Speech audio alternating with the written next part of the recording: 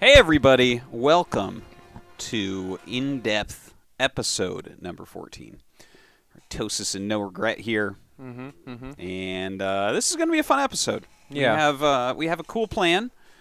Basically, what we're going to do is, aside from get off topic a lot, because it seems that happens every single time, we are going to talk about the community update, which is the possible balance patch that's coming in.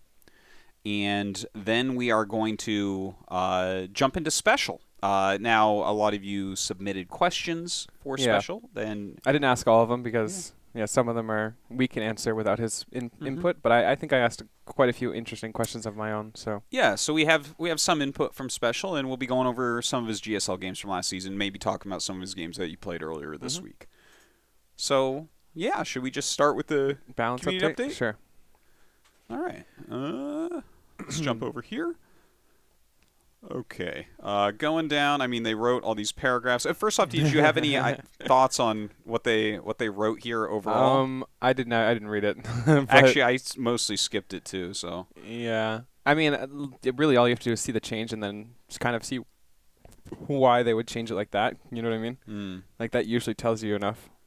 But you want to read all this? Rather, what we find more concerning is that we are focused on for our next update is how players view and talk about the Protoss matchups. What does that mean? Binary feel. Tank timing pushes feel strong. Do they say they feel disadvantaged as the game progresses?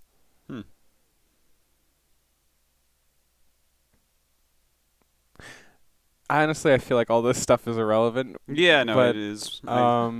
It's interesting to see what they think. I would be very nervous if I was a balance patcher to do this kind of stuff, because I feel like no matter what, even if it's perfectly logical and everything is right, somebody can shit on you for it. You know what I mean? Oh yeah. Like it could be the most sound logical thing ever, and then they'll be like, why not this? Something completely different. And there's just no way of winning here. No, I know it can be painful. So, all right, let's talk about the actual idea for the patch here. Okay, so Terran Stim Pack upgrade research duration decreased from 121 to 100 seconds. They increased it in Wings of Liberty, they say, to temper the strength of 3 racks openers in TvP. Isn't that funny? I wish people do 3 racks openers nowadays. That stuff's easy to hold. I'm actually kind of worried, though. You think they'll come back? I think 3 racks is very, very, you have to respect that. For example, when you go Stargate and they're going 3 racks, it feels like there's not much substance there for Protoss. You have to build a lot of shield batteries. And even just the act of building a ton of shield batteries and not taking your 3rd feels like you've given away so much. Whereas the Terran's just like, okay, I've got a bio army that I can utilize throughout the game. I've got quick stim. I've got combat. As long as they don't just go for 3 racks and then pull their boys or something. But if you find a middle ground between the two, for example, Kira was kind of doing this where he went the 2 rack stuff. Yeah. With fast stim or yeah, I liked that. Concussive and then stim. It feels like you can make them react to what you're doing, but at the same time not cripple yourself. Yeah. And this was before the patch, so sure. Oh, I like what they said here, right? Okay. A common complaint of TvP is the difficulty of punishing a fast Protoss 3rd. And we believe that this revert to this change will help to address it by creating new openers that Protoss will have to account for. Agree. Allowing Terran to more seamlessly transition from tech-based openings to a bio-based mid-game. Yeah. Sure. And perhaps more importantly, reducing the window in which the upgrade can be sniped. That's definitely true. Okay, well, this is the least true one. I don't know what you're talking about. I mean, have you ever seen Stim get sniped? Yeah. Stim gets sniped. If Stim gets sniped, you're a dummy. Why the hell is your tech lab way over there, okay? Way over where? Way over where it can get sniped. Okay, here's the thing.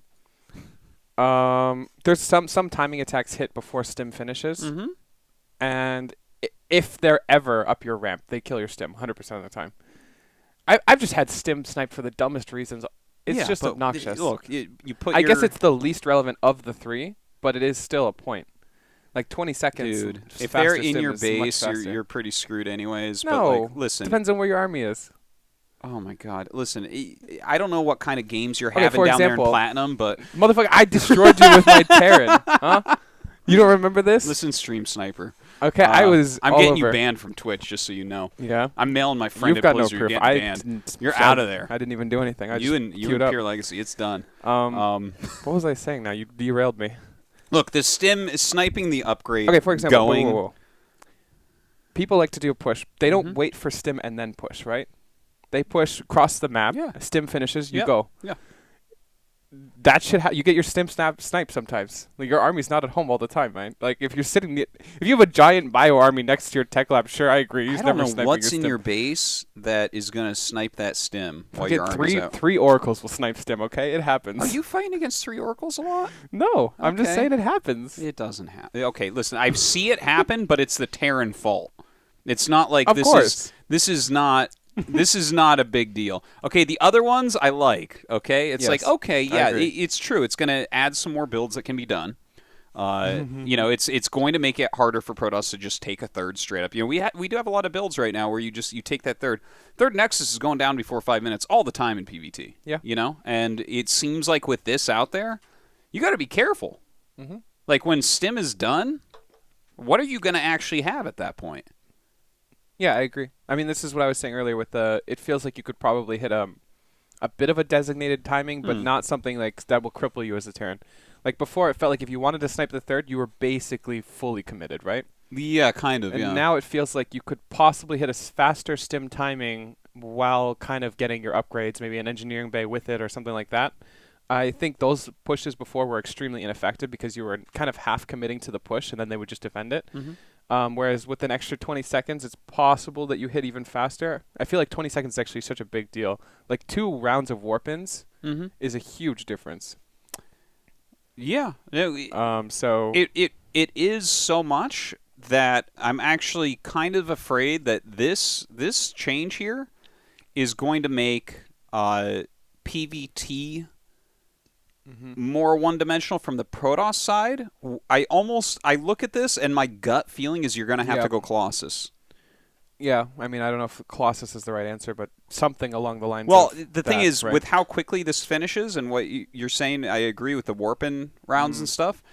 How are gateway units are not very good against bio in general in these early portions of the game, but if they're doing like a dedicated bio push, you are not really going to hold on with just gateway units. That's not going to be a good way to fight. I feel like we are possibly limiting the amount of, like, for right now in TvP, it feels like you can open up multiple things that are all very viable. Like Blink, you can open up Robo, you can open up Stargate, you can open up, whatever you want.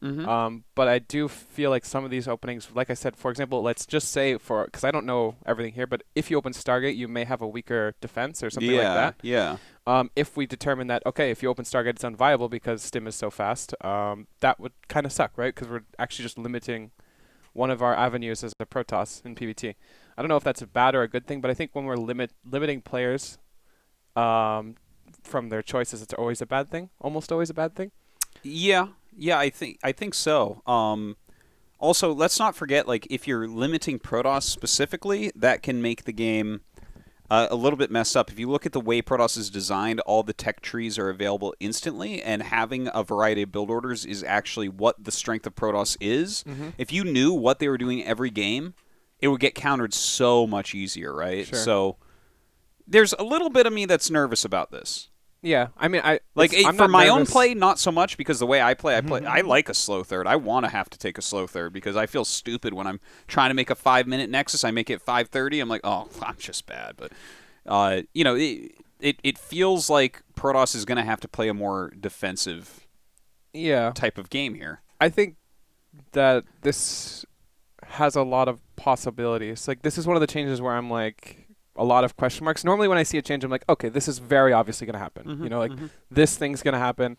We're going to have this as our meta. We're going to have this as a viable option. Whereas here, it kind of feels like there's a lot of question marks. And I think that's because Terrans actually have to come up with stuff right now. Normally, it doesn't. We don't have a patch that changes a build. This changes all the actual build orders, like all of them. Yeah, almost all of them. So I'm super interested to see it play out, and I think we need a lot of time. This is something I'm curious about. I'm also wondering TVZ too. Like Stim is a very important upgrade. Yeah. Well, that's a matchup that's Maru, really going to change, right? Remember when Maru was doing 2-on-1 tank pushes? And imagine give him 20 more seconds. Like 20 seconds. Well, you have to kind of cut things on the build to make Stim line Let's up. just cut a bunch of SCVs though. Yeah, maybe. Like that will be super fast. Normally you had time to have your care pace halfway done, 7 queens and a huge group of lings, right? I mean, if you would hit before even 2 queens less is such a huge thing. Yeah. So I'm super interested. I think that Maru is going to be a scary one to deal with. Yeah, right. Any of those really adaptable Terran players are going to be really scary in the start. But I would love to see it develop. I don't want any pulling back the change immediately. You know what I mean? I think one of our biggest things is if you suggest something and we put it in, give it time to develop, even if it's bad for a race. There's been a lot of patches like that where we thought, okay, this is just broken. We can't deal with it, and then give it a couple months, and it's like, absolutely. Battle Cruisers was a great example. Yeah. Every single Zerg player was like, there's no way you can deal with this without being behind. It gives you so much tempo. It's literally broken. Whatever. Every Zerg player hated it so much, and then now we don't even see it. Yeah, it just kind of fell out. It's still viable, but it's not the only build, which is what it was for a while. What would you say overall for this idea? I like it. I do too, actually. I am interested to see what it does to TVZ, but I think for TvP, I actually do like it a lot. I'm very interested why they don't mention TVZ here at all. Because it's a can of worms. Everyone hates Protoss, so you don't want to bring that up. We're just pretending that this doesn't change TVZ, or what? Or well, the change is definitely not acknowledging it. Yeah, there is a lack of acknowledgement. There's no TVZ question, right? And overly impacting 2 base 10, blah, blah, blah. I mean, this is the only part where I see TVZ. Combat shield comes online. That's it? That's all you guys think? It is partly effectively speeding up the timing at which... What? Because Stim finishes and then you start combat. That's what they're saying. Okay, but... They're not acknowledging the fact that Stim is 20 seconds faster. and then after combat shields, some people like to get concussive shells. I'm like, okay, that's cool. Cool story. That's funny. But okay. Well, we're gonna have to see, right? I'm willing to let it play out, as they say. Yeah. Well, I'm willing to let anything play out, to be honest. Everything gets fixed over time. The Immortal pushes aren't as strong anymore. The BCs aren't as strong. It's like, no patch happened, guys. Everyone's just figuring things out. Yeah. Okay, so anyways, I like the idea against Protoss. I don't know what it's going to do. Do you feel these changes, all of these changes, are kind of extreme, though? Well, we're going to have to talk about that after we go over all these changes, aren't we? Okay, let's talk about it after. New upgrade.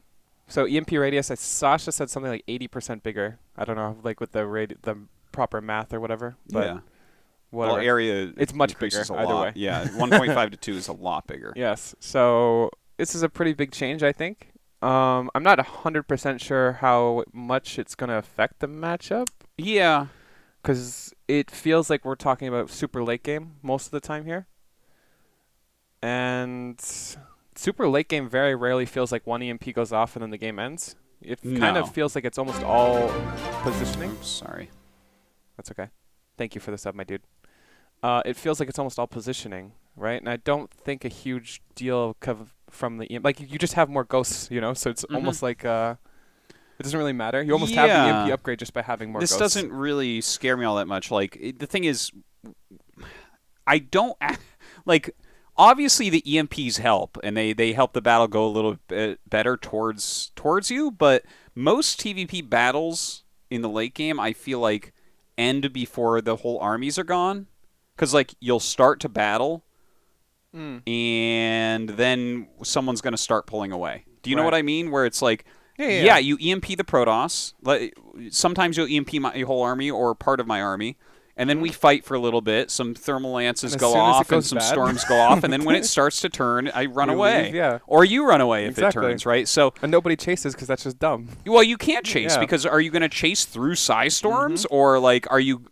I mean, I guess through liberation zones. Protoss can chase Terran a little bit better than Terran can chase Protoss. I mean, obviously there are routes that occur, but I don't feel like this is going to break anything for Protoss. I think we'll see it. I think I think you'll get it. Yeah. Why wouldn't you get it? It just feels like it's not going to be any decisive change. It's not like, okay, now Terran's going to have a huge advantage or whatever. The EMP, like I said, you can just have more ghosts. It seems like their reasoning is that they wanted ghosts to be a bit better versus Templar 1-on-1 or something.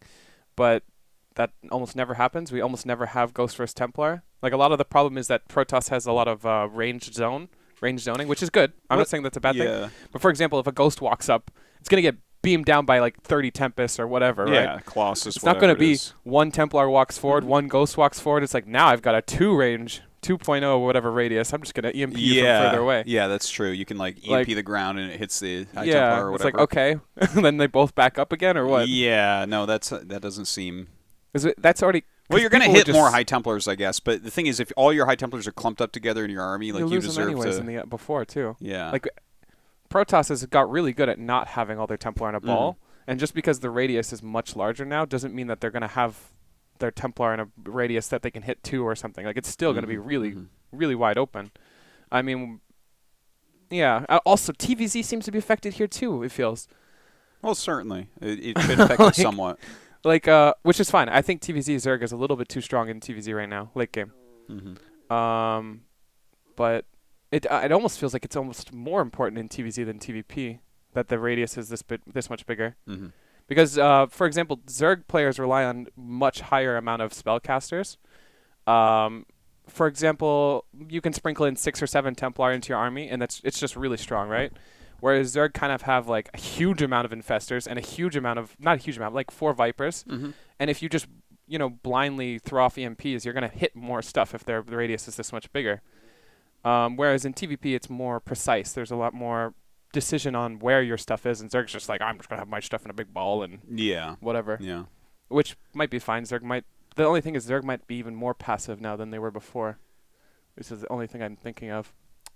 I don't know. What do you think? Well, I mean, I think you're supposed to be pretty reasonably passive in those situations, anyways. I don't mind I don't feel like it's really gonna affect late game TVZ that much. Is I guess what I'm really feeling here. And depends on how the Zerg plays. I think I would like to see it actually start to bash, just that giant bally army of Zerg in the late game. Because remember, we did go over on the show a little bit, like that game that Cyril played in opposing to the Scarlet Maru game. You remember the game Cyril played where it was very different? Yeah, where it was a very different late game. That almost, I would like this to help force people to attempt moves like that more, right? Because the more that you can punish people for doing this stupid thing where you have 100 Infestors under 10 Broodlords with some Queens and Corruptors and Spores everywhere, that's something I just don't ever want to see. Right. I don't want to see it. Anything that hurts it and gets rid of it, I think is a good thing. I agree. I was actually talking to Juan and TY, and they both said that Niduses are too strong. And I really want to stress that they're not, because I understand why they think it's too strong, but at the same time, it feels like if we didn't have Niduses, the games would get way, way worse. Like, Nidus gives you some kind of play in the late game that's not just like sitting, right? Yeah. I love Nidus in the late game. I love what it does in the late game right now. I agree. I think that it's the earlier game timings that's a problem. Right? Yeah, those are the ones that are kind of So I agree with them if they want to nerf the like maybe a Nidus cost should be higher, because in the late game the costs don't really matter as much. In early game, 50 gas, 50 minerals is so little. Like, it's such a big difference. But if it was 100-100, let's say it's 100-100 as an example, once you get to the late game where we're at like 10k, it doesn't really matter anymore. It's better than a nuke, right? Is it? If it goes off, obviously. Yeah. I actually don't think the cost change matters too much. The only thing is that because it's so cheap, it allows you to do crazy things. Like, for example, I can leave my 3 guys on gas after speed, get a lair, get a Nidus, and get the worm without getting another gas. With just one geyser and it's fluid? One geyser fluid. Damn. Yeah. So, like, by the time my lair is, like, pumping and pumping and pumping, I have 150 gas. So I throw down my Nidus, and then I can take 2 off gas, and then the Nidus finishes, and I've got 50 gas. Wow. So that is so cheap. It allows you to hit these really, really fast timings, and you're not even, like, crippled at all. Like, normally you take the second gas, that's a pretty big investment early on. Yeah. I'm talking like one base. So Of course. One base taking a second gas cuts your income down by a huge amount.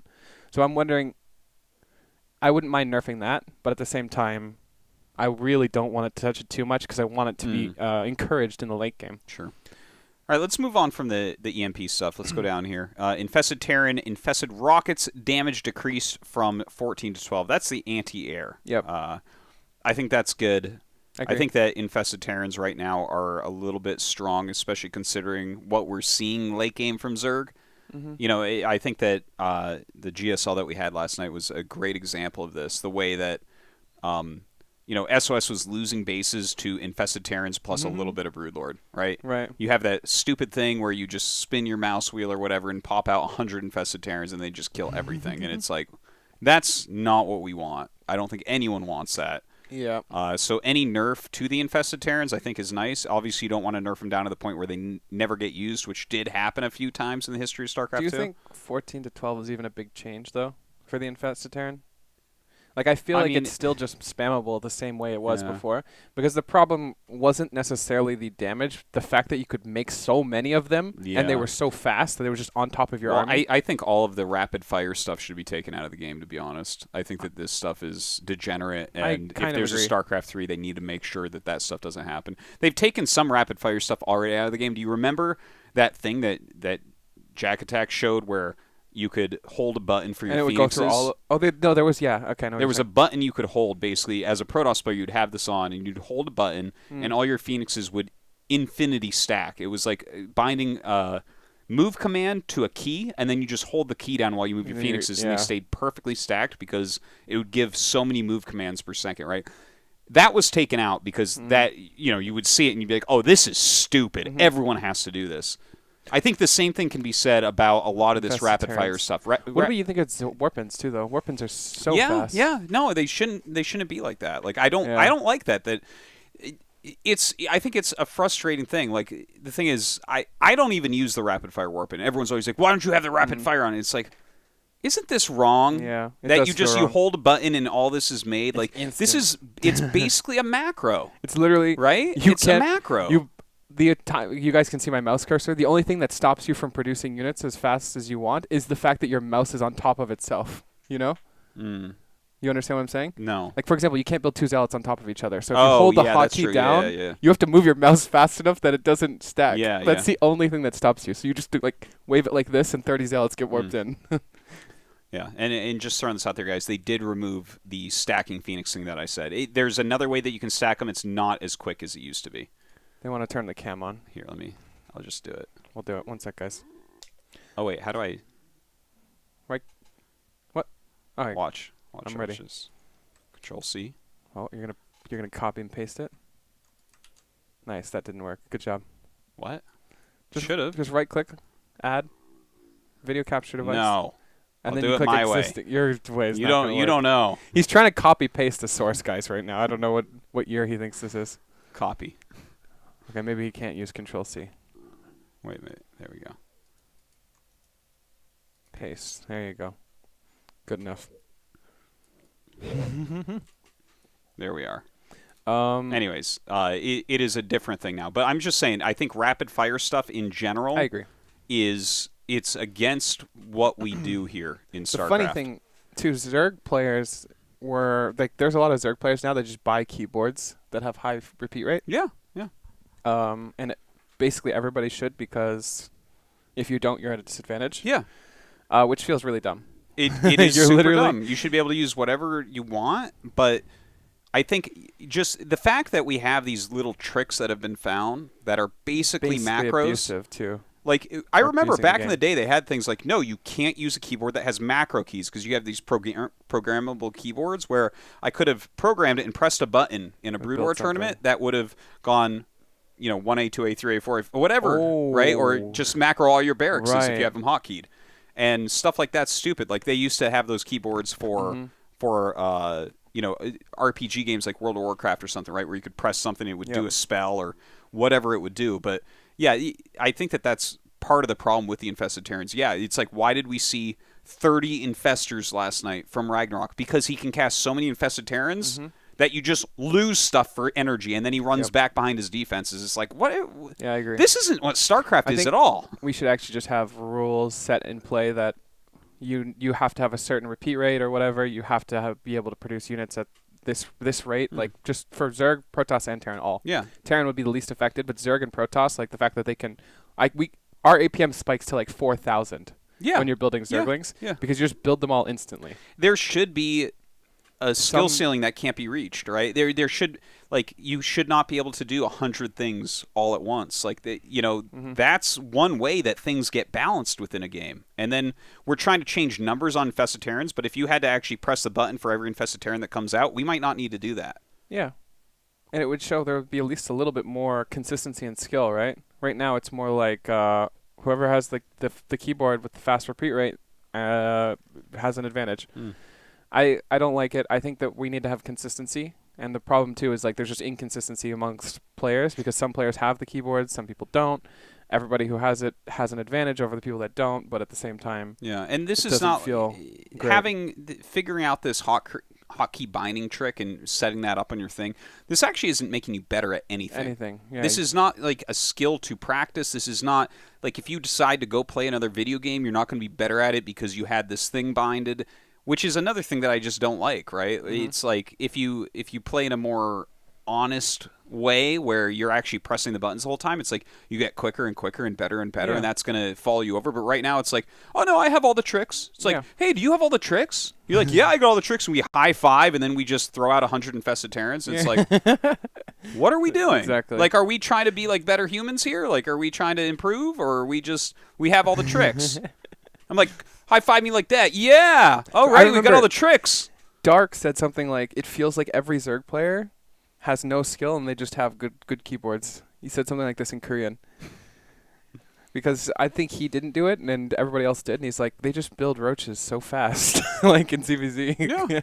Yeah. And he's like, press the button and hold it down, then you have all the roaches. And it's like, yeah. The thing is, silly. You do it and you make all the roaches. I like it more when there's like, oh shit, I gotta build roaches. Yeah, the thing is too, like, if you're playing a StarCraft game, you're attacking, you're doing this other stuff. If you just hold down R and build your entire army, because it's literally, it's almost instant if you have the right keyboard.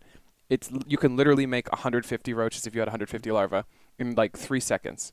So there's basically no time needed for macro. Yeah. You can just completely fight, 1 SR, build all your army, continue to attack. Whereas if you had to build 150 roaches by pressing the key one after another, or holding it down, sure, but it can't be like an instant thing. It has to be like a reasonable repeat rate.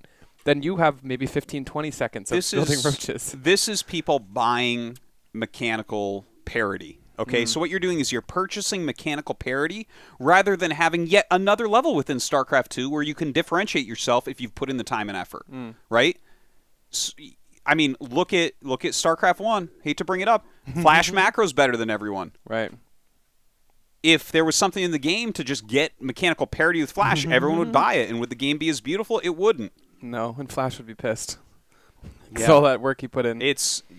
I'm starting to get on a little bit of a a mission about this, because the more I think about all this rapid fire stuff, the more I'm like, this is just, it's so against what this should be, right? Right. The fact that we have such a beautiful mechanical game is awesome. And the fact that people are you shouldn't be punished for playing the game the way it's supposed to be played, because you're literally punished for that now. Yes, right? yes. If you play the game the way it's intended, if you press R to build roaches, you're actually being punished. People make fun of me when I warp in on stream because I don't are being have it set punished up. by playing the game the way you're supposed to be playing the game. So that does feel really, really bad. I think hopefully Blizzard's listening. You guys should find some way to make it consistent, so that when the people are playing, they're not kind of just using their equipment, and the people that are playing the game correctly aren't punished by not using that equipment. Yeah. Because basically every single pro gamer is forced to, especially Zerg players, because in ZVZ, you can't compete with someone who can just produce their entire army when you're holding down the R key and it's slow. So you will be punished for playing the game the way it's supposed to be played at the top level. Moving on, though. Agree. I think we can move on. Yeah. We've got out our... This is not the last time people are going to hear me talk about this. Yeah, it's okay. Carrier interceptor build time decrease. I think that's fine. Yeah, carriers are weak right now. It's good to 9 seconds is still long enough that it's not just instant like it used to be.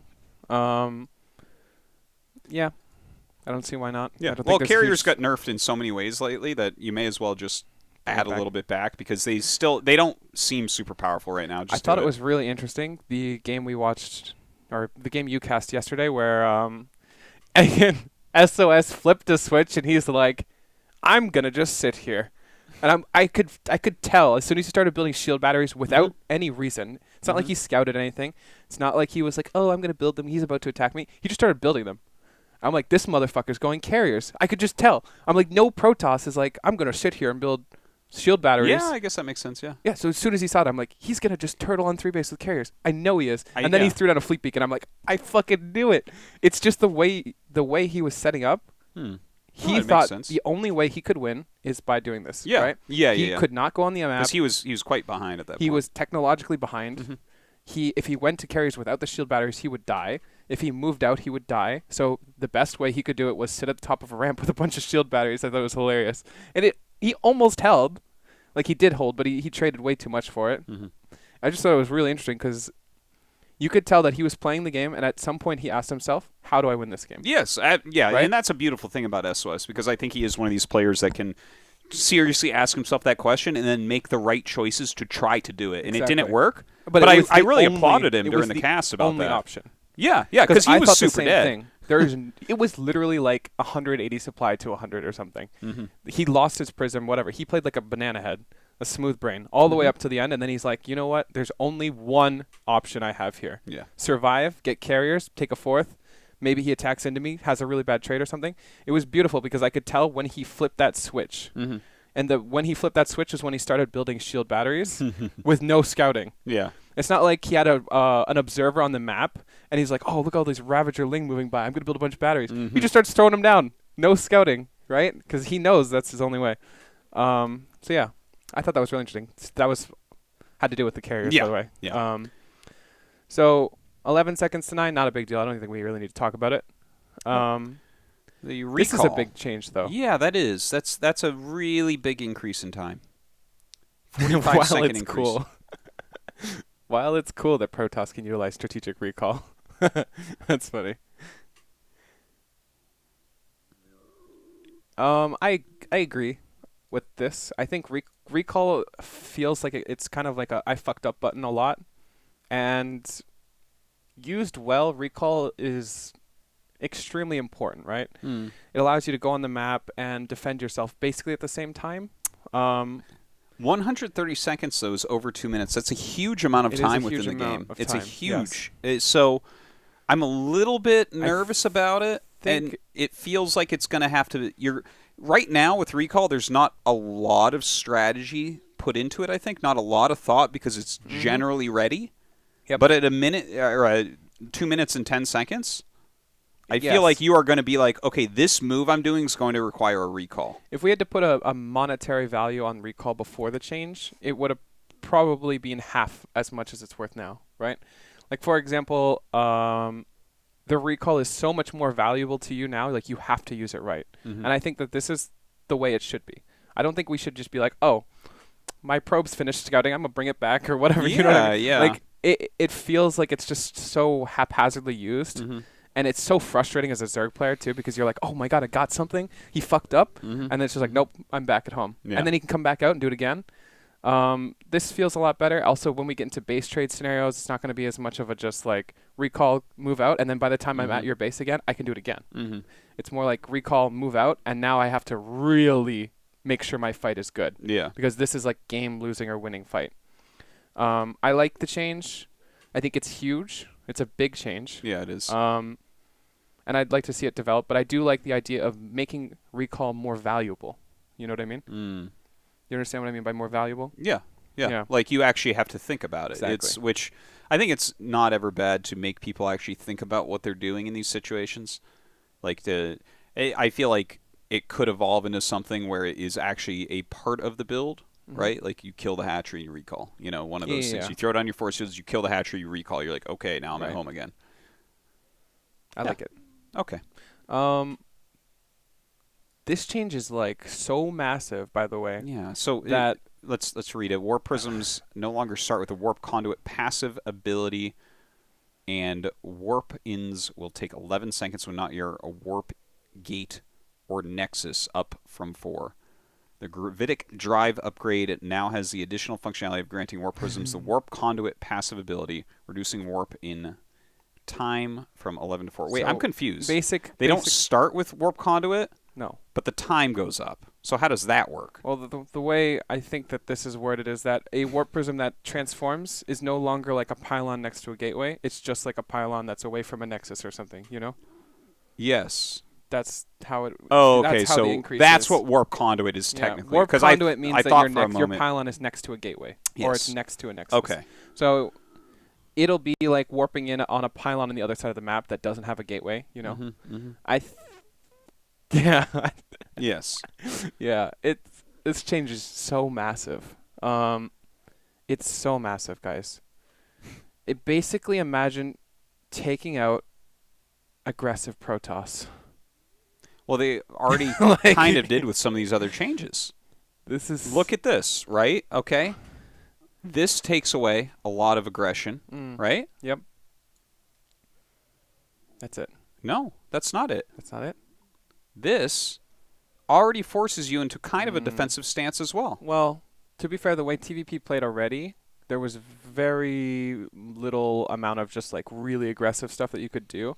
I think there were options, don't get me wrong. Yeah. But the way the TvP played was mostly passive just based off of the way the matchup worked. Well, your whole build order is going to have to change so much, I feel like, because of the stim upgrade, that you're already in a defensive stance. I actually think we're going to see a huge revival. Not that Colossus openers are not there already, but I think it's going to turn into almost purely Colossus openers when the patch hits, and it's going to take a while to build out from there. So if you're already sitting on a defensive strategy like Colossus, and then also, well, the thing is, you're already playing defensive, so it's like, you know, maybe the way that I could have done it with Colossus and felt like I wasn't behind was warping. Not anymore. Yeah. Yeah, I don't know how to feel about this change. Like, it feels like we were complaining about something, and then they just, like, pulled out their sniper and just fucking, like, demolished it. We're like, oh, what if you change it, like, what if we add a little bit of salt or something to this, like, pasta? The guy just, like, takes a fucking container of salt, takes the lid off, and just dumps it onto the pasta. Like, it's not a terrible change, but it's so huge, you know? I don't necessarily disagree with the change, but at the same time, it changes Protoss fundamentally. It changes quite a bit. It's almost, if not more, than so many of the early builds are gone. Right. So many. Well, just the way the race works is done different. It's almost as big as the change of Mothership Core, if not bigger, because if you guys really understand how Protoss works, like a lot of the scariness of Protoss was that a warp prism could fly in whenever you counterattack. This is not even a thing anymore, right? Well, Zerg can be so much more aggressive, even though Protoss can't be more aggressive, you know? Like, for example, a lot of the Ling Hydra Bane stuff that was good back in the day was countered by Prism play, because a Prism could always just warp in a bunch of Zealots and kill your Hydra Den or your hatchery or whatever. So Zergs had to respect that and not just go. So even now, though Protosses can't be as aggressive, they also are limited defensively. Yeah. So they don't really have the counter threat. I can't imagine this goes through, though. You can't? I can't imagine. Oh, it I goes can through. imagine it. I can't imagine it. I don't think it goes through. It's too extreme. You know, what really gets me about it is when I start thinking about the builds that are not even all-ins that it affects. It affects everything, like man. Archon drop. Archon drop. You have to. Can you imagine that? You have to wait at home for your Temple Archives, so your Archon drop is so much slower now? Are you kidding me? Yeah, imagine trying to warp in because in ZVP now you can sneak warp them in. You know, you can warp in 2 Templar. The Zerglings get on top of it. Sometimes they finish. You just warp them, transform them. You actually can't do that because the Zerglings will kill those Templar. Imagine, they will. Yeah, imagine you have to cancel that, right? So now you've waited 10 seconds and you have to cancel. Your whole thing You're is missing gone. a warp-in round, basically. The thing is, too, that Prism is never going to warp in Templar because now you know exactly what's happening. You have to warp in back at home, and the Prism has to go home and pick those Templar up. Yeah. So it will destroy macro builds, too. Like it just destroys everything. That's why I don't think it's a pretty far out there thing. I would say that this change is bigger than mothership core change. That's how big it is. And that mothership core change was like an unprecedented change at the time when they removed the mothership core. No, that was a bigger change than this. I think so. This literally affects everything. It does. It affects a hell of a lot. It affects aggression. It affects defense. It affects every build. And they also gave the Protoss an alternative to the mothership core, so it really didn't change as much as it should have. Whereas here, there's no alternative too. You just are fucked. Yeah, there is no alternative. I think this change is by far bigger. You're not even going to make a robo anymore. You just put pylons on the map because it's the same fucking thing. Another thing, we were talking earlier when we felt limiting options was a bad thing, right? This isn't even limiting it. It's just sniping it completely out of play. Yeah, this feels bad. I don't like it at all. I think that... Did I say I liked it before? It needs time. I don't mind the idea of it, but at the same time, prisms need to be changed, but not like this, I think. Well, what do you do different? Because let's say this is for... do we have any information on the upgrade? Oh, yeah, no, it's just the speed upgrade. Oh. So prism speed will give it everything back. All right? Maybe so it's like 250, 250. Jeez. Actually, you're holding on too tight. Well, like it has to happen. Like you need this. This is a way Protosses are going to have to play. So you're never even going to see a prism without speed if this goes through. You're going to forget what they look like. Yeah, Protosses are going to rush for speed. I wonder if like something like disruptor drops kind of becomes a thing because you need to get the Robo Bay to get speed. Yeah, it could get disruptors. I mean, it makes sense because you don't have to warp and stuff. I mean, we can give it time to develop, but yeah. Well, this is the nod towards PVZ pretty heavily, but I mean, obviously it does everything. It affects TVZ TvP so much too. Yeah. All of these changes feel like they affect every matchup a lot. Like usually when they target matchups, like for example, remember when Adepts changed from killing SCVs in 2 shots to 3, didn't change Zerg at all. That was a smart change. That was a really well done patch. It was extremely targeted. It did exactly what it was supposed to do. Nothing got fucked. That was a great patch. Remember the Oracle switching to Armored? I thought that was one of the most brilliant like a lot changes of, they I've ever seen. did a really good job of targeting specific issues and patching those issues without affecting the other matchups. Here, I feel like there's a lot of gray area, which I'm really worried about.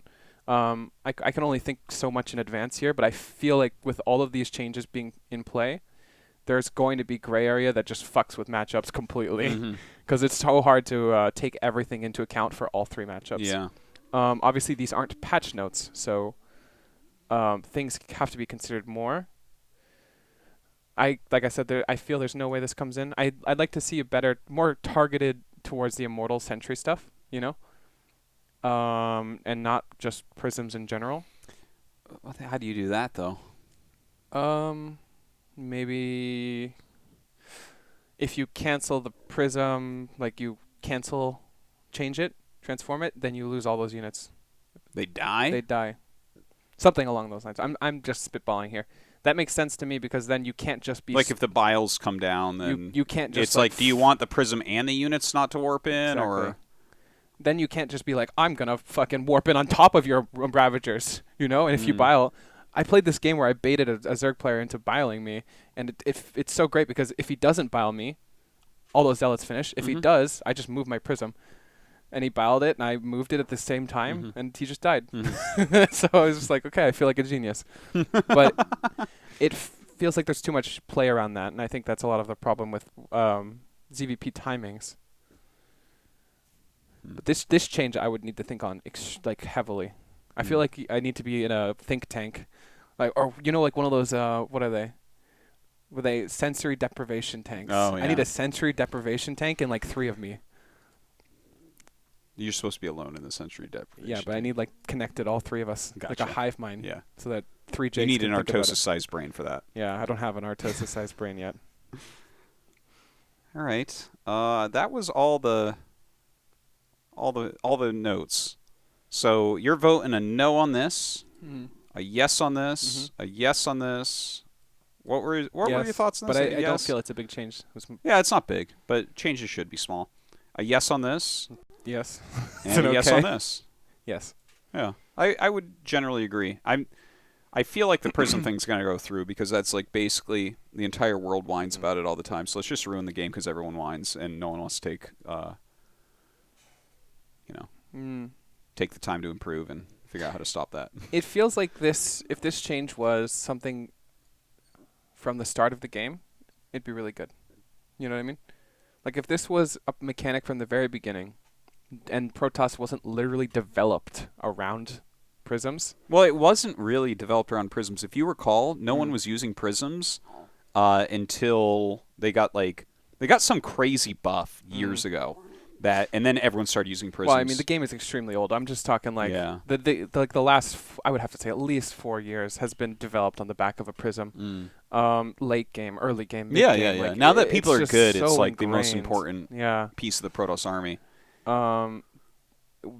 It's so ingrained into Protoss right now that this change feels like you're just shanking them. Like literally shanking. Yeah. It would be like removing the queen and you're like, whoa, so I have to build like a ton of hatcheries now or what? Like with these changes, it almost feels like they're making Protoss into like a hard AI, you know, where it's like, well, we want to still play against Protoss, but we want it so that all it is this one brute force thing that everyone knows how to stop. It feels like they want every Protoss to play like stats. They're like, you play like stats or you don't play. Well, they're going to have to because stats is probably like, I'm happy with this. He looks at it, he's like, it's like, wait, prisms? I wasn't using any of that shit anyways, so whatever. Like, he's looking at this, he's like, damn, I'm about to be a fucking champion because they're going to have to fucking change everything for the other Protosses. You know? And stats has been like playing the long game. Yeah. But I'm interested to see how it goes, I guess. Have you read any of the like community responses to this? No. I'm curious if the community thinks of it as heavily as we do, or as I do. I don't know if you even think. Here, I'll go into the thread. Let's.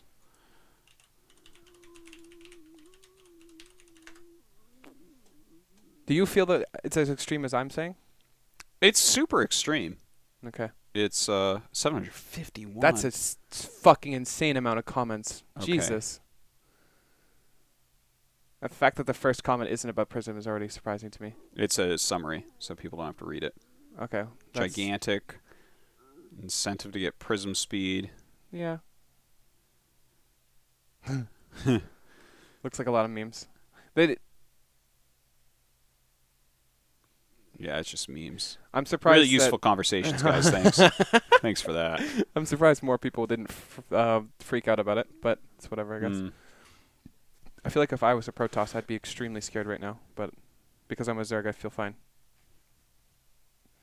Yeah. Reading Reddit should be a series. Yeah. Shit Reddit says. Yeah. You're right. All right. So. Well, it is a series. It's called The Pylon Show. Ooh, that's good. Okay. Yeah, I guess. I think we're done. Any final thoughts on the patch notes? I like the direction they're going. It feels like they usually don't do stuff like extreme like this. It's usually more like a change that's really subtle, really small. And it does feel like they're going a bit more extreme and they have their thoughts behind it, so it's nice. And I love that they publish the thoughts even though I don't read them. I think it's good. I would be scared to do that if I was them, and I'm a pro gamer, so it's kind of hard to do that kind of stuff. It's tough to write anything down because you have to finalize your thoughts and then release it. Yep. Whereas it's more wiggly if you say something. Because like if someone makes a transcript of what you say, you just laugh at them, right? Yeah, it's like, yeah, I was talking. Right. This isn't my final thoughts. Like I'm feeling things out while I talk. Right. Whereas if you wrote it and you hit the post button, it's like, yeah, there's your thoughts right there. And it's hard to wiggle out of that, right? Sure. So, yeah, kudos to them for writing those thoughts down because anyone can try to tear that apart and be like, well, that's stupid. No, I think it's great. I kind of wish that they would have done this around BlizzCon, after BlizzCon, and they would have done it even more aggressively than they are now, right? Even more aggressively, like go for the throats, fucking remove swarm hosts, I don't care, do some crazy shit, but find some better intermediate for the up-and-coming stuff, because we still have Montreal. Obviously, BlizzCon is huge, and we have Kiev, which are all huge tournaments for StarCraft. It's basically like half the year of StarCraft still. And these changes feel like you need a lot of time to really let the meta settle. Like, there will be imbalances. There's no way that the game is balanced after this patch. It's 0%. Oh, yeah, no, it'll be a really rough time for a little bit. For everybody, too. Maybe not Zerg. No. For everybody else. Well, no, I think for Zerg, too. I think Terran will just wreck after this patch. If this patch came out like this, I think that Terran just smashes for a little bit. Because whoever gets the best new aggressive shit is going to do the best, because aggressive strategies have to develop before the counter-aggressive, you know, how to counter them. Right. So that's like your win rates go way up at that Terran's point. already like that. It's already aggressive from the start. In general, they dictate the pace of the game, especially in TvP. So it's like you're pushing them even more in that direction, and Protoss even further away from it. So yeah, I'd like to see an intermediate change between the two, something way more drawn back, and then as soon as BlizzCon is done, we just go. We remove stuff. We just go ham. Yeah. Fuck the game up, man. Fuck it up. I don't care if I don't care if Terran has a 99% win rate. Like, let's change this shit really drastic. Like, yeah, I know that you like those big changes. And then kind of step it back, because the game gets so much more fun when you have to experience new things, and the game has more time to develop a new meta. It's all about, like, not being a stale game. And I don't think StarCraft can ever be a stale, but it's so interesting when they do huge changes at the end, where you kind of have to sit back and develop new stuff. Everybody does, by the way. Yeah. It gives the ability for new players to rise up through the ranks and old players to fall. It's just a really if you were positive too crushed on thing. a certain strategy or type of thing.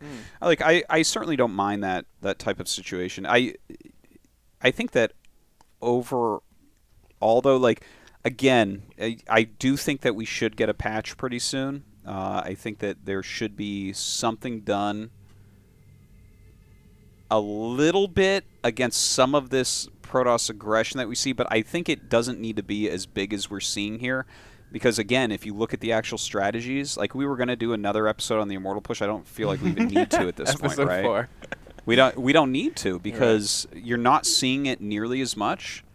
People have figured out all sorts of ways to stop it. It's still really powerful, yeah, and maybe it needs, like, just a tiny little nerf, but everything that people were whining about is kind of nerfed via strategy already. And if it feels bad to watch, like, a race get so much hatred and then just nerf, like, so many nerfs, right? And even the things like, remember when Blink went down 50-50 and then it went back up, right? Yep. I know. I don't like any of these changes. What are we doing? Whenever they do that, it feels like a big cop-out. It's so stupid. It's like, for the first time in ages, Protoss gets a buff and then it gets a nerf again. It's like, I mean, Protoss is the race that I like to play in StarCraft 2 currently, but it's just, when it's just like, okay, now your upgrades are slower. Now their upgrades are faster. Now your Prism doesn't work. You know, and you just keep it. By the way, the carrier, your late game unit, it doesn't do anything anymore. Okay, now the interception's a little bit quicker. I'm like, but it still sucks now. So what are we doing? Like, it sounds like you're on basically exact same opinion as me. Yeah, like something intermediate, definitely a change, but not. Yeah. It just, I don't know. When I see it done like this, I'm just kind of like, It, especially when I think the actual problem that we see with Protoss is only in Korea. Okay, we have a lot of Protosses doing very well, right? A lot of them. And it's mostly with attacks. So it's like, okay, yeah, maybe something needs to be done there. But overall, are, like, Protosses winning all the tournaments? No. Are they? Juan is complaining about Blink. Jesus. Juan's the reason why it got reverted, the Blink change. Oh, my God. He, like, eliminates, like, a fucking 2-time world champion from GSL in that matchup. He's like, yeah, no, Protoss is broken, man. Okay, Juan, thanks, man. It's funny because before this patch even happened, it felt like TvP was starting to be more balanced. Yeah. Like, I don't think it's there now, but Terran players were not, like, just dying every time like they were for a while. Even Juan said that he felt TvP was getting better for him. And even he has better results in TvP than TvZ sometimes. But now they're still going that nerf way. So it's about to go from, like, a 47% for Terran to, like, you know, a possible massive change of, like, 55 or 60%. Yeah. Assuming the Prism change goes through, I think it would be huge. Well, I think that it is harder to play TvP well than it is to play PvT well. And so You can see win rates like that, but yeah. they don't mean as much as I think. You know, I think you got to look at pro games to find the real balance. And anyone who thinks that we should be balancing at lower leagues is so out of touch with what the reality of professional gaming is. Should we get into special stuff a little bit? I mean, obviously we can talk about TvP a bit more in there. Yeah. Why don't we start with the questions? Questions. Okay. So I did a small interview with Juan for our Juan deep dive. I know a lot of the answers to this question, but I thought it would be interesting. It's cool that you did that. Thank you. So I said, for our episode, some of the people wanted to know how you decide your strategies, which to use, and how you come up with new stuff. Yeah, that's cool. What do you think he says? Well, I mean, that's a pretty big question. So basic TLDR, something small. Copies everything from TY. Okay, definitely did not say that. He said, I just think what's good versus my opponents. And I said, how do you know what's good versus them? Do you study VODs or play against them? And he said, VOD. I said, how important is the map for you to choose your strategy? I assume you know what his answer is. Very. Yes. He said, key, some builds don't work on maps. I said, yes. Do you think you perform better GSL or WCS format? Your guess? I think WCS. Okay. What does he say there? He said GSL is better for Terran, but okay. Why did he say that? Did you have him elaborate on that? No. So that's better for Terran, but does he feel it's better for him? That's what I mean. He's still in the chat. If you hear us, then you can answer that. I think. Let's tell. I don't see him in there right now, but if we say something about Protoss not needing to be nerfed, I'm sure he'll show up. Oh yeah, I think Protoss should be buffed. Yeah. Give it a couple he'll seconds. be there in a second. He'll be here. Yeah. So it makes sense that it is better for Terran in the long run, GSL format. But well, I want to hear why though, because we've had long talks about this, whether or not that this is actually reality, because Maru started playing reactively. So it's like, if you're playing proactively versus reactively. Oh, he's here. Juan, why is GSL better for Terrans? And do you think that why is that format better for Terrans? Yeah. So he did come. He did. He heard. Yeah. He's got that thing where you hear it anytime anyone says anything about balance. It's like in the Protoss. Force, you know? You're just drawn to it. Okay, he said because. Thanks. Someone said thanks. When you have time to prepare as Terran, you can thrive. Why, though?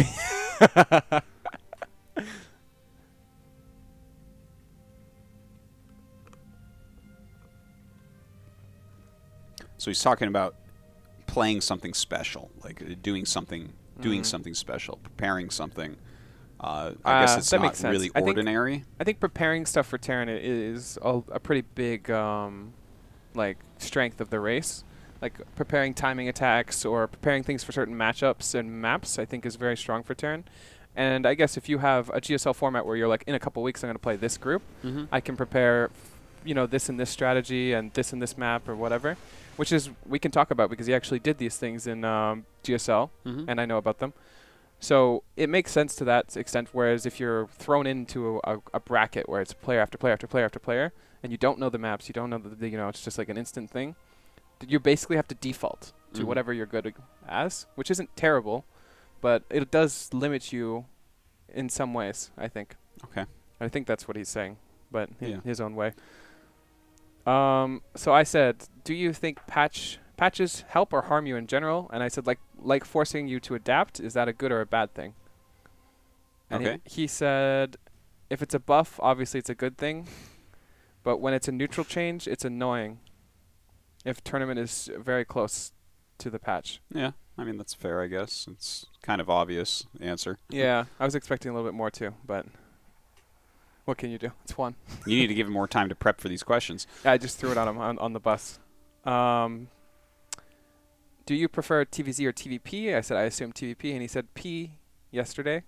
Yesterday, yes. That's what he said, literally. And I said, I elaborated because I didn't really know what to do with that. I said, do you think it's because you can get tempo easier versus Protoss, whereas Zerg kind of tries to sit and out macro until late game? He said, because against Zerg, if you play bio, losing your army is way too easy compared to Zerg. So I guess compared to the Zerg player. The Zerg player will... Wait, who kills your army more easily? The Zerg player kills your army more easily than you kill their army. That's what he's saying. Oh. And it sounds like he's talking about being aggressive, being on their side of the map, not defensively. And mobility is not that good, but against Protoss, your army dies quick too, but it has more bulk. That's literally what he said. I'm reading it right off. You guys can see. Like, I'm just reading what he said. Okay. I said, okay, thank you. I'll share the stuff on in-depth. All right. Oh, thank you for that interview. Yeah. So I was expecting a little bit more, but you can't really do it without literally having him. We will be doing an episode at our house where we will be able to talk to pro gamers and have more, fan interaction and our interaction with them. So this is kind of like a sneak peek, I guess. We'll get a lot more with them in a couple of weeks. But if you guys want to support that kind of stuff and support our show, you can with in-depth Patreon, and you can donate or sub or whatever. Yeah. But we will go into some special replays and talk about his preparation, why we think he does so well in GSL formats, because he does. He's doing better than you expect him to. And what makes him a good player in general. Yeah. Okay. So for games here, what we have is we have the round of 32 group, right, which is him versus SOS, then him versus Ragnarok, and then him versus SOS. For the round of 16 group, we have him against Trap, Impact, and Hero. Okay. So what do you want to look at? I feel like the Ragnarok series I don't really care about all that much because we already did a lot of his battlecruiser play when we did the SpeCial's episode.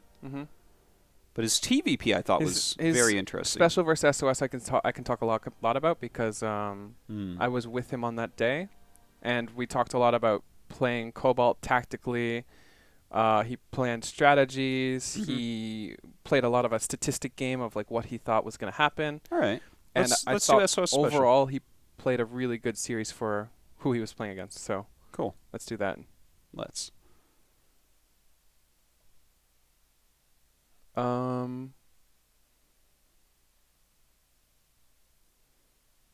Yeah. Let's do that. We are. It's loading. Yeah. It's loading. Okay.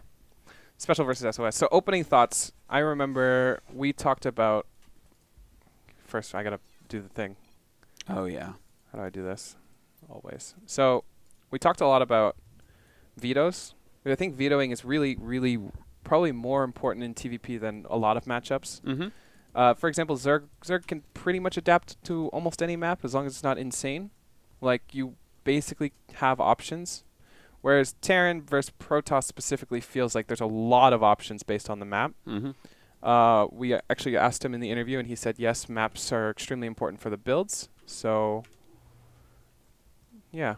This looked like he was about to try and build the racks here, but it got scouted. And obviously, if you build the racks here, the probe would be really annoying. So yeah. Nothing too special here. Do you remember what he was thinking going into New Repugnancy for map 1? I don't, actually. Well, he played overall a pretty aggressive day of StarCraft against Protoss. Yes. For the round of 32 group. This is, of course, Season 2 guys, where SpeCial almost made it to the round of 8. Very, very close there. But we see here, right, he was going to hide the racks. Yep. Didn't get to do that. Okay, that's fine. But still the double gas, which is obviously one base play. Oh, one thing we can note that I just thought about. In SpeCial played versus Parting, he did the same thing on this map. Like, he wanted to build the racks, or he built the racks here, right? Yes, that's right. But Parting didn't scout. Yes. So he played the same style, but if you don't scout as Protoss, you may think, oh, yeah, if you scout, it's great. You know it's a proxy. It's not really a proxy. Yeah. So you're not really dictating their play that much. Yeah, it actually kind of hurts if you don't get scouted when you proxy. I mean, it doesn't hurt you, but you don't really get to play that mind game that you want. Yeah, it doesn't do what you did. So you actually do lose a little bit of mining time and don't gain anything for it, and you're going to eventually have to float it back in. So it hurts you a little bit.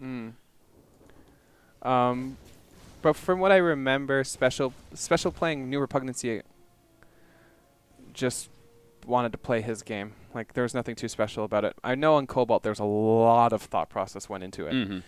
First off, the reason why Cobalt was even played, there's thought process behind it, right? Well, we'll do the Cobalt map next. Maybe we should talk about it. I mean, I don't have anything to say about this map. Yeah. I can't actually remember, so... I don't remember how this game went down. I think he something just happened attacks here. him. Or was that another game? That was a different game that we did. Yeah. Where there was like a blink like in and it just nothing really was that happened. Classic? Yeah, that was classic, wasn't it? Why was I right? thinking about? I think it was classic. Okay, well let's watch. We'll see what he does. We need a new map pool. All these games are starting to run together in my head. I've seen them so many times. So he's opening 111 CC. Pretty standard stuff. Yeah, standard stuff from SOS, kind of. Yeah, I Did mean, hide that about blink, which is funny. SOS gets. Yeah. Like, there's actually no reason really to do this. Like, you can tell he would have already won if that had cost 100 instead of 150 150. This is cute. Comes back in. Doesn't see the Twilight. But what can it really be with a Robo? Like, he's just gonna go Robo without anything. there are Colossus builds, but yeah. Well, I mean, he'd at least have that down then. The Robo Bay. Yeah. I mean, it could have been at the natural. I mean. The Robo Bay at the natural. Yep. Yep, you're right, dude. That's where I'm going to start putting it now. You're so dumb. That's how I'm going to beat you in our rematch. If you build your Robo Bay at your nat, I'm just going to make fun of you. Totally going to do it.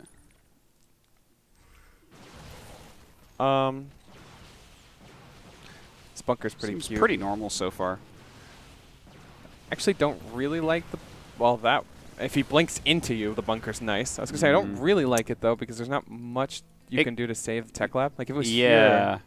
It kind of zones them out from your mineral line, I guess, but that's really all it does. If you build it here, it does that, too. And it saves the Tech Lab a bit more. I don't know. But, yeah, see, like, both add-ons are in a pretty bad spot. Yeah. Well, I mean, if you're doing the wall, you got to have that add-on there, but the other ones, like, this is a choice. Right. Building placement has always been an important thing for Terran against Protoss. If Stim finishes 20 seconds faster, this stuff won't happen. You don't upgrade it on a factory, unfortunately. Not yet. Soon you will.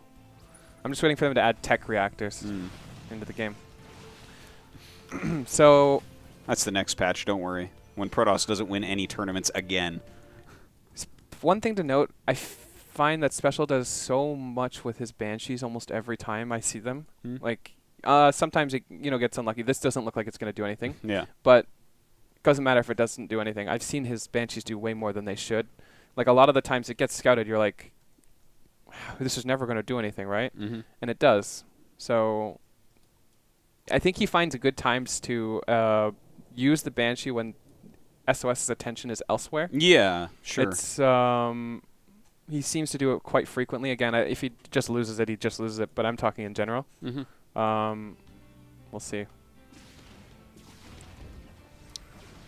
I find it interesting just in general how strongly the Banshee has come back. Because it exited TvP for so long, and then Maru just started doing it again against Stargate, remember? And then it's like, this is more normal than not. You see Banshees in a huge percentage of TvP games now. Yeah. I think it's because the Tech Lab starport is so valuable that you kind of always want to do something with it. Like, I'm wondering if he builds a Raven out of it or not, or does he already have one? Does he have a Raven? I don't think so. No. The fact that it's still on there would suggest he wants to do something with the Tech Lab. Yeah, I would imagine he's going to make one. He's a little bit long gas at the moment. Yeah. So... Okay, never mind. I don't know what the fuck he's doing. I don't even know. Ravens are so good, so... What the fuck is he going to do with this Tech Lab now? Juan. Yeah, that's a good question. Juan, if you're here, why didn't you build the Raven? I don't understand. Maybe because it's not Colossus. Maybe he felt like it wasn't as important. Because adding the 2 additional barracks, this is a 5-racks play, right? So it's clear he wants to go and try to kill him. Yeah. So maybe he's just like, oh, I need the extra medevacs quicker. I think so. It's for the timing. Yeah. Yeah, I feel like if you don't go for the timing, the Raven's always better. Because, long game, you can utilize the Raven quite a lot. Yeah. But with Stim and combat at the same time, with 5-racks, that makes the most sense. You know how far that Stim would be done right now? Oh, my God. Yeah, but you still have to wait for combat. But only if you build what the he same could do? Tech Lab. Stim finishes. Start concussive. Damn. That means Stim, combat, and concussives will finish all at the same time instead of just Stim. Right? Well, how long is a concussive shell upgrade? 43 seconds? Yeah. Stim is how many seconds it's faster? 21 seconds faster. So 21 seconds faster concussive. That sounds pretty strong. We'll see. This is nice. I really like this. Well, I wonder why... Why what? Wonder why he plays with such a defensive position against SOS. Well, Like, it's SOS. The thing is, he's going basically for a 2-base all-in. But, I mean, you may as well just place your buildings like that. Why not? I guess if you're going for a no third anyways, playing really defensive is fine. Right? Yeah. There's no reason to place your buildings in any other way. You may as well just throw them down like that. This will slow down a base trade and stuff, too. One thing I want to mention, by the way, is we see a lot of TvP builds where you line up stim and +1. But, like, are we going to see more builds without the +1 because the stim is so much faster now that it doesn't make sense to line them up if that patch goes through? I just wonder. I think it's still so important to have the upgrade, though. Yeah, +1 is like so powerful, but like it's not going to line up with these really quick stim timings. I think we might just have really quick stim timings, you know? Yeah. Like, I think +1 might line up with like more mid-game stuff. So did this get scouted at all? I don't know if it did. He didn't see the SCVs coming. Yeah, this is a pretty big thing to note. Is that a Prism going in his main? It is now, but not for long. Remember when I said the Prism actually is a really good defensive thing, even when it's being aggressive, it's really good. This felt this was a terrible engage. Yeah, it was like a haphazard fight. This was awful. Here, let's back it up just a couple seconds and look at this, because I remember this happening now. Because I felt like SOS actually had a reasonable chance to hold this. All right, let's go and watch the SOS battle. I just want to watch SOS's view. So even now, it feels like SOS's army is in a pretty bad spot. Yeah. Like, let's say his army's here. If he can get to here before the army pushes up this ramp, maybe. But engaging it the way he did, he really doesn't have much choice. Well, he's like here or here. Watch when he actually engages. If I recall correctly, it's like basically all the Zealots get stuck behind Stalkers for a bit. The Stalkers take all the damage. All right, so here we go. Watch. Actually, if this fight happened more here. Yeah, that's much better right there. So I think even if you trade it, even though you're so like just having him siege up out here, it's just so much better than having him siege up here. Like. Oh yeah, you don't want to do it right there. Okay, here he goes. Maybe that's what he was trying to do, but he was too slow. All right, watch this. Watch this. Yeah, it looked like he wanted to, but he's. Okay, there's the Guardian Shield. That blink forward. Oh my God, he didn't even get the volleys he was looking for. Yeah. This was just an awful engagement by SOS. Yeah. Just he awful. doesn't even have like vision of half these, so even if he had. Oh, that was crazy bad. How bad that was.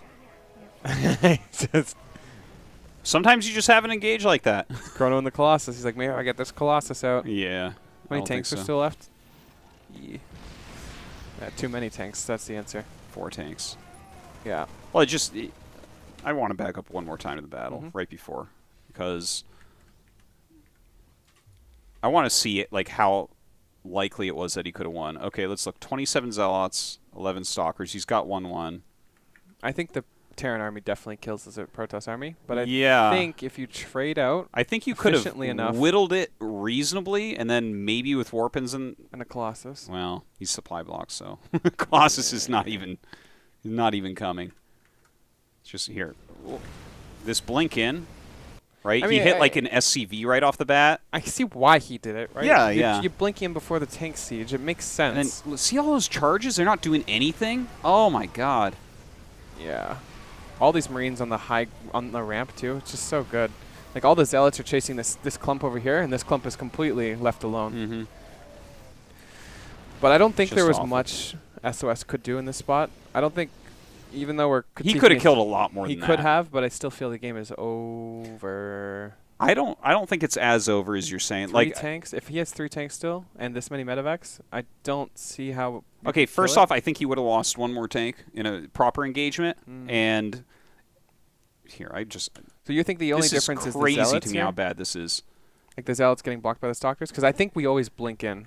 Yeah, I think the blinking in is like okay, but everything goes wrong. Watch this, right? Did he get a tank for that blink in? That's no, he did not. He missed the first volley. Ready? How? Watch this. He misclicked or something. Click on a SCV or something. Here comes the blink. Watch this. Watch this. Okay, so 1 tank should instant die.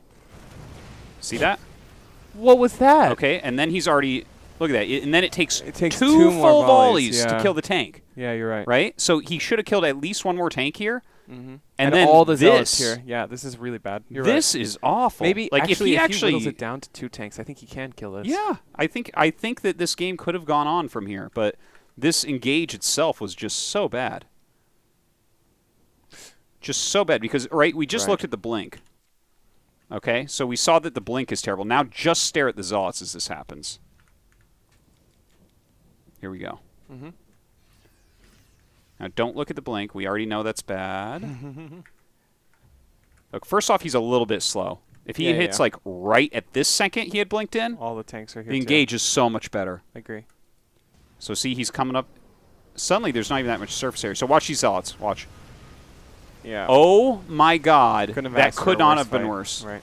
That could not have been worse. Especially could do an even better job, too, right now, if you wanted to.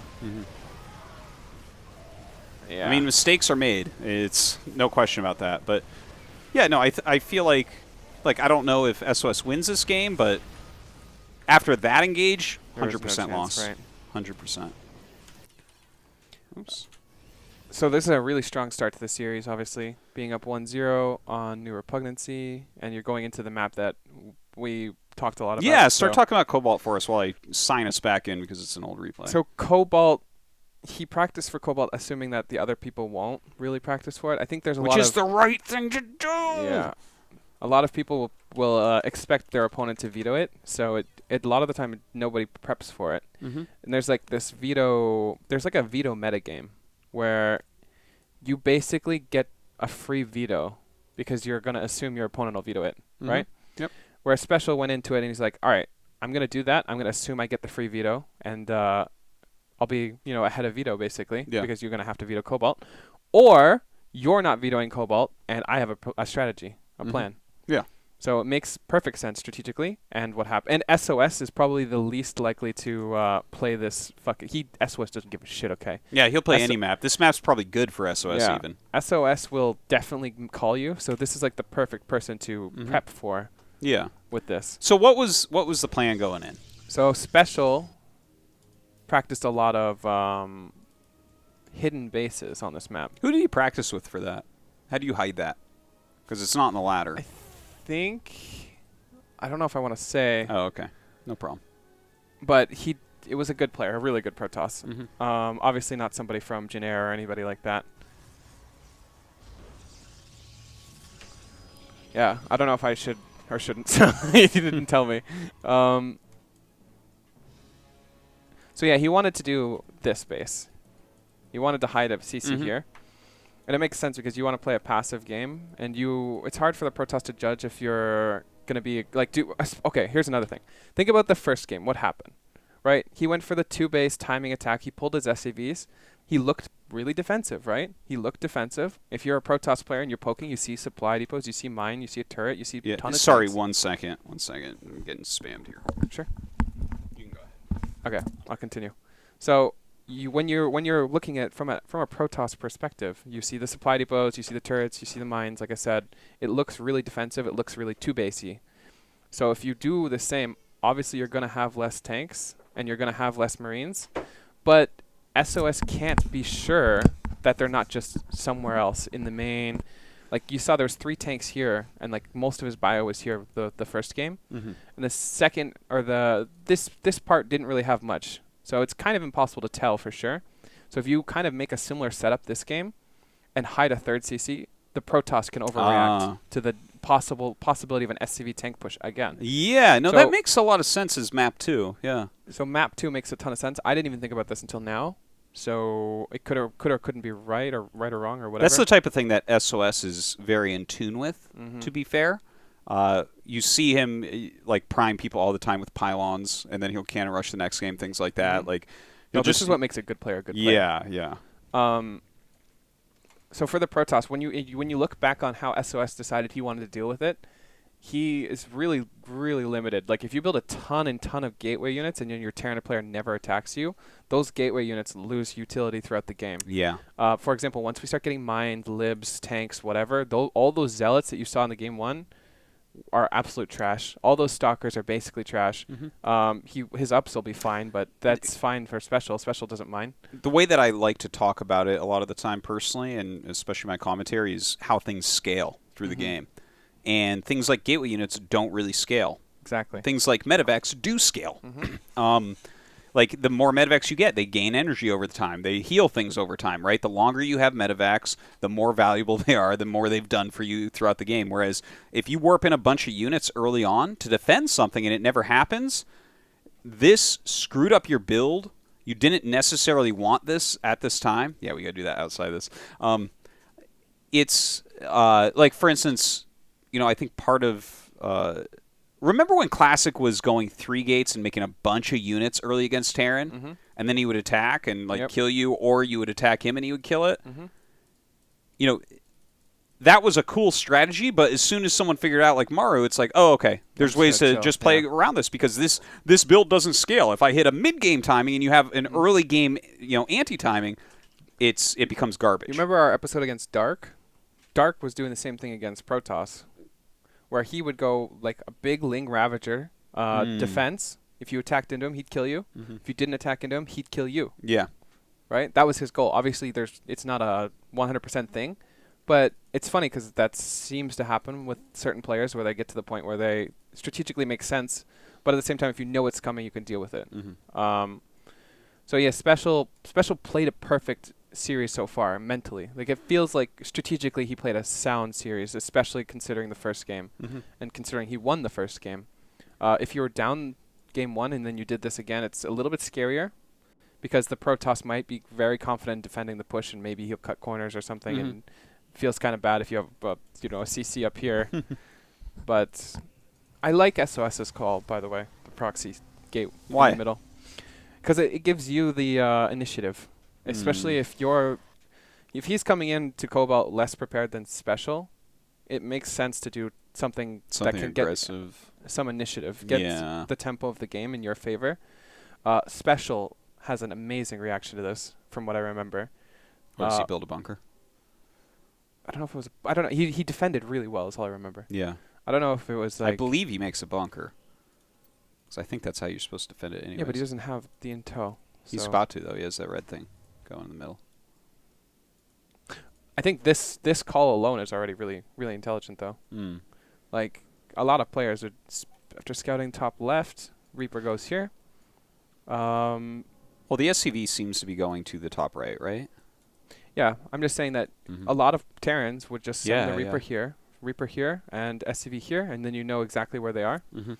But he's willing to sacrifice some harass to confirm that there is no proxy gate in the middle of the map. This is basically the only place it can be proxied unless you're really YOLO. Yeah. Like, if you proxy it over here or some shit, you're banking. Or over here, you're banking. Which I think moves like that aren't used enough, to be honest. I agree. No, I agree 100%. Like, sometimes you just take the statistic 2/3 that he's going to be in the top. Oh, yeah. I think if this map was a little bit different, like if these rocks didn't exist. Oh, yes. And you could build a gate here. Well, I think you can do exactly what you said, where it's like, if you're on this side of the map, just make it over here. Something like that. This is... The problem with close this enough, is this is not a statistically good enough spot, because you... Actually, if you're... You know what I liked in Brood War is something that we had, where if on a 3-player map, you could just go proxy one of the bases. And just be like, all right, let's see. There, yeah, and it's like... 50/50? Half the time, you are going to be at a real advantage. Do you remember Shakira's Plateau? Yeah. Protosses. So Shakira's Plateau, for people who don't know, had a the bases were obviously a lot closer. It was kind of similar, right? We got our natural.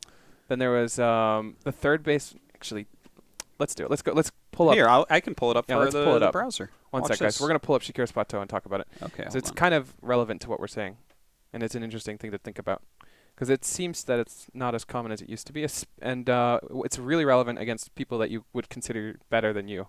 Not that either of these players would consider themselves much better. So Shakira's Plateau. Shakira's Plateau. Do we have the drawing tool? Okay. Oh, but we can't see the mouse. We can't see the mouse? For some reason.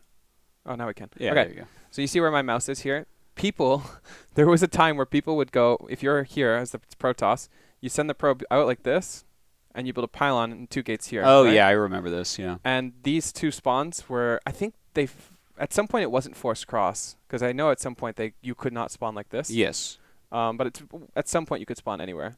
So you would just do this, go here, and you'd have a 2/3 chance of killing them with a proxy gate that was really close to them, and it was in between both bases. It got so popular that eventually that was just somewhere you would scout. Yeah, and there's even this was like a sight blocker too. Yeah. So this stuff used to be much more common. But we don't really. I guess it only happens on 4-player maps, though. I think that most builds, like proxy gates, are not as good as they once were. Like obviously, you still see proxy barracks all the time. That's like a very good strat. But proxy gate, like you're relying upon a lot of things. If it gained popularity, people just start making command centers in their main base again. Oh yeah, against Terran specifically, but against Zerg, proxy gates I think are viable. Do you? Yeah, I totally think they're viable.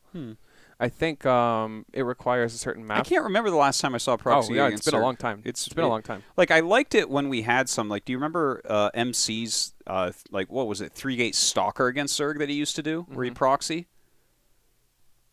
3-gate stalker? Yeah. No. He would just like keep your link count low because he's constantly microing stalkers and then eventually break you. It was cool. Sounds cool. It was cool. I think proxy gates have a lot of. They have to be 4-player maps, I think, though, for proxies to be really good. Proxy gates.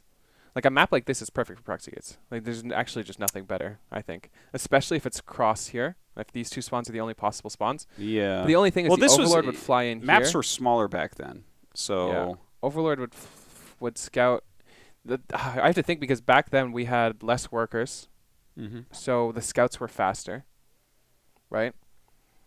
I'm not sure what you mean by that. For example, your Overlord starts moving immediately. I'm starting with 6 workers as the Protoss, right? Send my probe across the map. The Overlord is here. Build the pylon. Overlord is coming in. Can immediately scout the worker count and know that something's up. Oh, usually. Okay, yeah. Whereas in StarCraft 2 right now, the current patch, we start with 12. Send the probe immediately. No wait. Probe, pylon, gateway. It's here when the pylon's finishing. It might be here somewhere. And it's pretty hard to tell that there's a proxy because the pylon could be over here.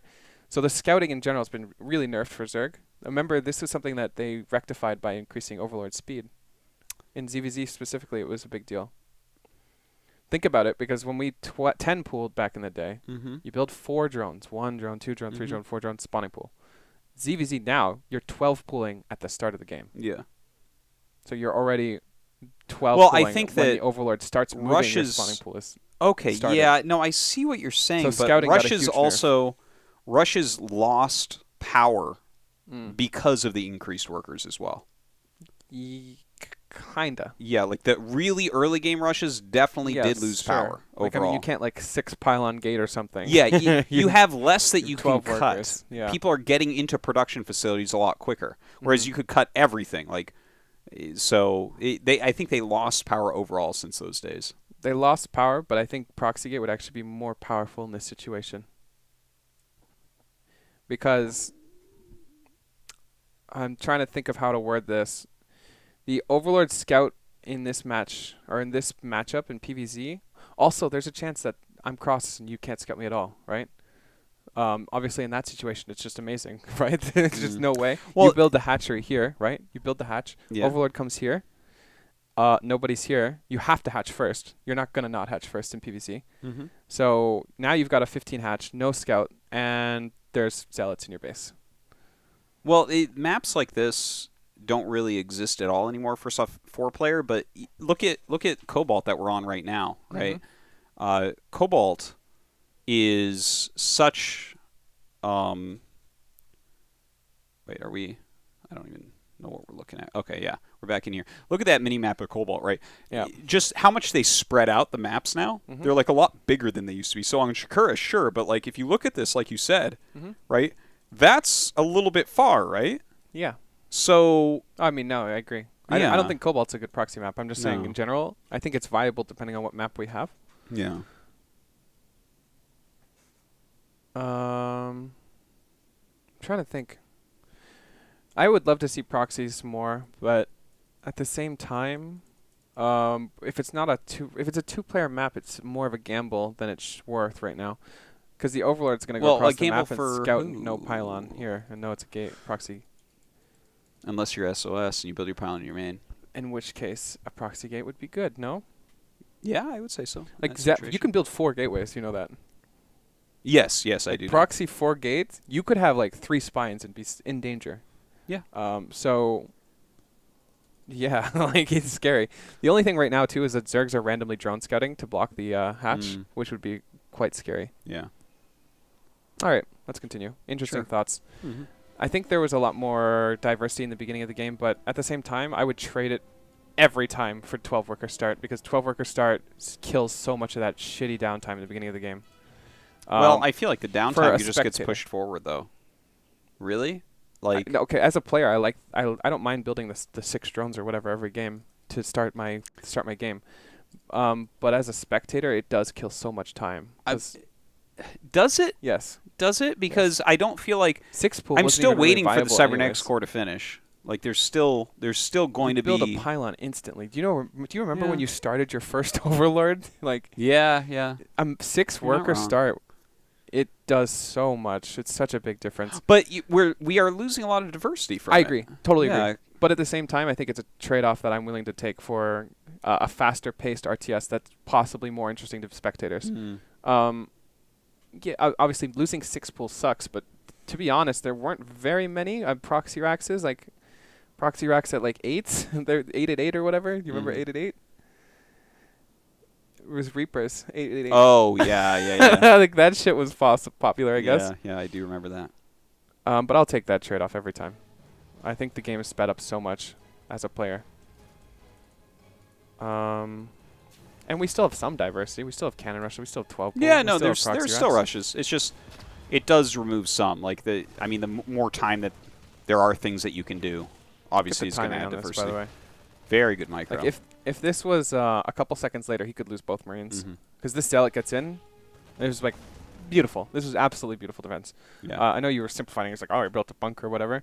Like it's more than that. Like just sending the Reaper here, being passive or if he doesn't send the Reaper there, this bunker is a lot later and everything hurts a lot more. Probably over, to be honest, because the CC gets threatened. Yeah, it might get canceled in that situation. If you canceled CC here is like #1 result for SOS. So this gets shut down, I would say officially. Nothing's really slowed down for Special at all. I feel like he shouldn't be making stalkers here.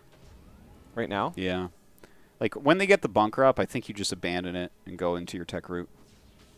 Yeah, I'm curious why he's building them. Like, is he trying to threaten a push? I feel like because of the placement of the bunker, maybe he feels like he has a little bit of room to maneuver. But the bunker supports whatever comes next out of the factory, so it feels like you're never really going to get damage done with this. What world would this be good? In what world? Just because if you look at the bunker. Go to the bunker real quick. See, there's a lot of room up there where you can kind of skirt around, deny mining. Notice how Special does not even really put that many workers there yet. Okay, now he's finally sending it, but the Cyclone's about to pop. Well, once the Cyclone's out, you're getting free stalkers. Like, this is never going to work. This? No. Right? It's never going to work. I agree. And the Cyclone's out. I think this is actually just misplay by SOS. I mean, to be fair, he got the bunker. It's just it's not worth. It didn't seem like that should work, and then it didn't work. This was amazing. This was so lucky. I like how he built the bunker in a different place this time. More forward. Yeah. Now, if I recall correctly, Special did not go for the hidden base this game. No, he couldn't. He wanted to. Yeah. I know he wanted to. I can't recall why he didn't, but why did he not? SOS did a timing attack. I think SOS look at that Dark SOS tried to break him with something. I guess DT drop or something. How do you watch SC2 tournament? Wait.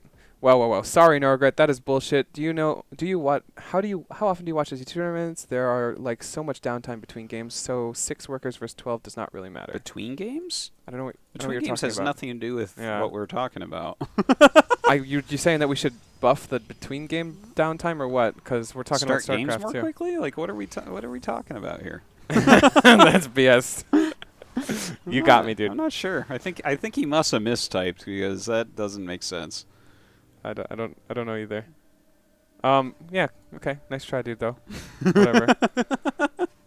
I love when you call people dude. The funny thing is, like, this isn't a question. The game is much faster paced. It is faster paced. It is faster paced. This is completely, like, understood. There is still downtime, though. I thought when they made the change, I was like, wow, there's not going to be... I was joking that it was a nerf to me and Nick because a lot of our stuff is downtime banner, but really it's not. Like, I still feel it, right? Where I'm like waiting for the cybernetics core to finish in a Protoss game, for instance, like, even right now there's downtime. Right now, right this second. Right? Yeah, and it shouldn't be always battling. Where both players are kind of just, you know, doing their game, that's downtime. I consider that downtime. If both players are, if there's no, you know, exchange of anything, there's no scouting, there's nothing to talk about. Like, this is 100% downtime right now. We'd be filling it if me and you were casting. Yeah. We wouldn't be saying, oh, look, he's building some Marines. He's got a Raven on the way. There's a Cyclone. He's got a siege tank. You know what I mean? Like, this is downtime, but it's just totally different than 6 workers where you build one drone, you build another drone, you build another drone. Like, there was actually, it was a pretty big difference, too, because 6 workers versus 12 is massive. StarCraft 2, right now, you almost build your pylon instantly. The first Overlord came, like, I want to say at least 20 seconds after the game started. Like, that's how big of a difference it was. You go up to 9, and then you build your Overlord. 3 drones at 6 workers. Yeah, you're expanding at 1 minute in Legacy of the Void, so it's like... Yeah. 3 minutes, 10 seconds, I want to say, was the first Marine. Unless that's the current time. I can't remember some of my timings from back then because it's been such a long time. Yeah, of course. I want to say 3:10 was the first Marine, so think about it. 3 minutes in, and the first Marine is finishing, guys, from what I remember. That was my, like, Overlord needs to be careful moment. And my Overlord would already be at their fucking base before the first Marine. No, it's definitely an improvement for StarCraft 2. But I feel like it's specific to StarCraft 2 as an improvement. Some other games, I think, have interesting things that occur. Like, I don't watch a lot of Age of Empires 2. I don't really know anything about it, but I tried watching a game the other day, and there was this kind of interesting phase of trying to steal each other's animals to eat meat or something, right? And it was right at the beginning. And it didn't seem like a lot was happening, but the commentator was letting me know that, you know, this is what was going on. He was trying to steal, like, a pig or something, right? So that's kind of interesting. And, like, in StarCraft 1, there's a little to and fro with worker harassment, right? Which is kind of interesting. It's, you know, normally nothing happens like a Reaper, but it happens with the workers early on, I guess. In StarCraft 2, there isn't much banter or interaction between the players at the start of the game. Like before the 12 worker mark, right? I think 12 workers is actually almost perfect, right? Because you're building your pylon. You might be able to go with less, but it feels very good because there is some interaction later. But never do you just send your starting worker across the map or something to scout or interact with each other. Unless you proxy. Generally not. Yeah, there's not, like... And proxies are still viable, like we said. Max packs is the only thing I can think of where you immediately send a worker across the map. Yeah, but you wouldn't do that if it was the Heart of the Swarm patch. Because it's 6 workers, so you'd have to build up. You have to build 3 or 4 workers before even doing the max packs. Which would make max packs' build way worse, too. Yeah. So, yeah. Again, look at his setup compared to the last game. It's an interesting setup, right? It's pretty passive. He's got the wall up again. It seems similar, what I'm looking at. But he's building the command center right there, I don't like the CC here, but yeah, the CC here would have been better, I think. It feels like he's building the CC there just to land it as quickly as possible. The thing is, he's already seen DT, so maybe that's why. Where he's like, oh, I've blocked DT. Whenever you open with Dark Templar as Protoss, and it doesn't do anything against Terran, that's one of those situations where no matter what, your army's soft compared to Terrans because you put so many resources into that. Yeah, army and tech is soft too. It feels like... Because the DT tech isn't useful, really, at that point. You're just giving the Terran a free pass to do whatever the hell he wants, whether it be ups or tech or third, and it seems like SpeCial is grabbing all of it, There's a perfect play from SpeCial, and I fine with trying to telegraph something different, but I think SOS knows SpeCial's probably not going to attack into him. That would be kind of silly, right? Yeah, well, even if he did, you know his army's going to be terrible. It would. There's like 2 all-ins with Dark Shrine, and one of them hasn't been used in years, and the other one is the 2 Warp Prism one that Parting screwed up against one. So, yeah. Did you guys ever figure out why that guy hallucinated a Colossus a month ago? It was a mistake. There you go. There's no way you ever hallucinate a Colossus and send it across the map.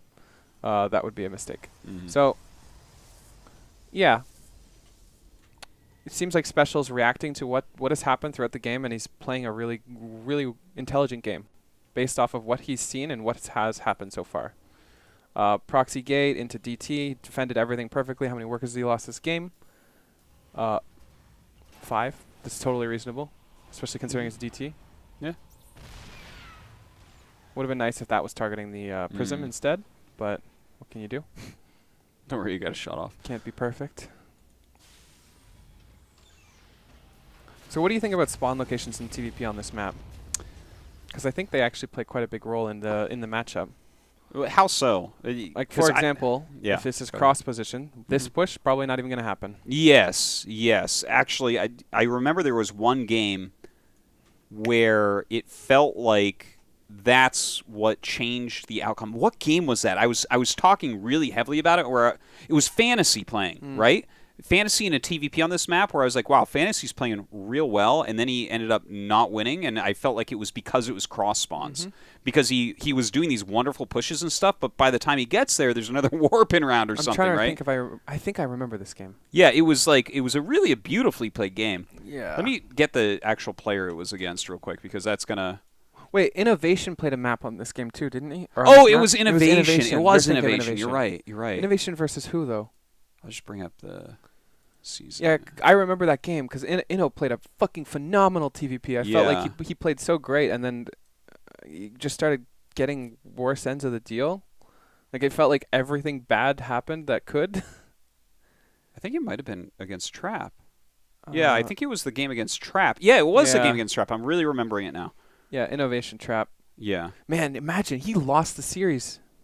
He could have won that series. Oh, yeah. Based off of a spawn location in a 4-player map. I was trying to be careful with the commentary because I was looking at it and I was like, okay, Trap is playing really well, so I don't want to take anything away here, but... Can you imagine being like, oh yeah, Trap only won because of the spawn location? Well, remember, Trap even hit a Nexus on this map, and like he got so much more economy because of that. But Innovation was playing, like, especially on Cobalt, a ridiculously strong game. It was really ridiculously strong. I remember looking at that and being like, he played a phenomenal game and got punished based off the spawn location. Yeah. Well, and he also didn't scout the Nexus for a long time. There was like some other things that went wrong as well. It was such a back and forth game too. Now that I remember, it was so back and forth. It was a great game. So, yeah, if this was cross, this push would never happen.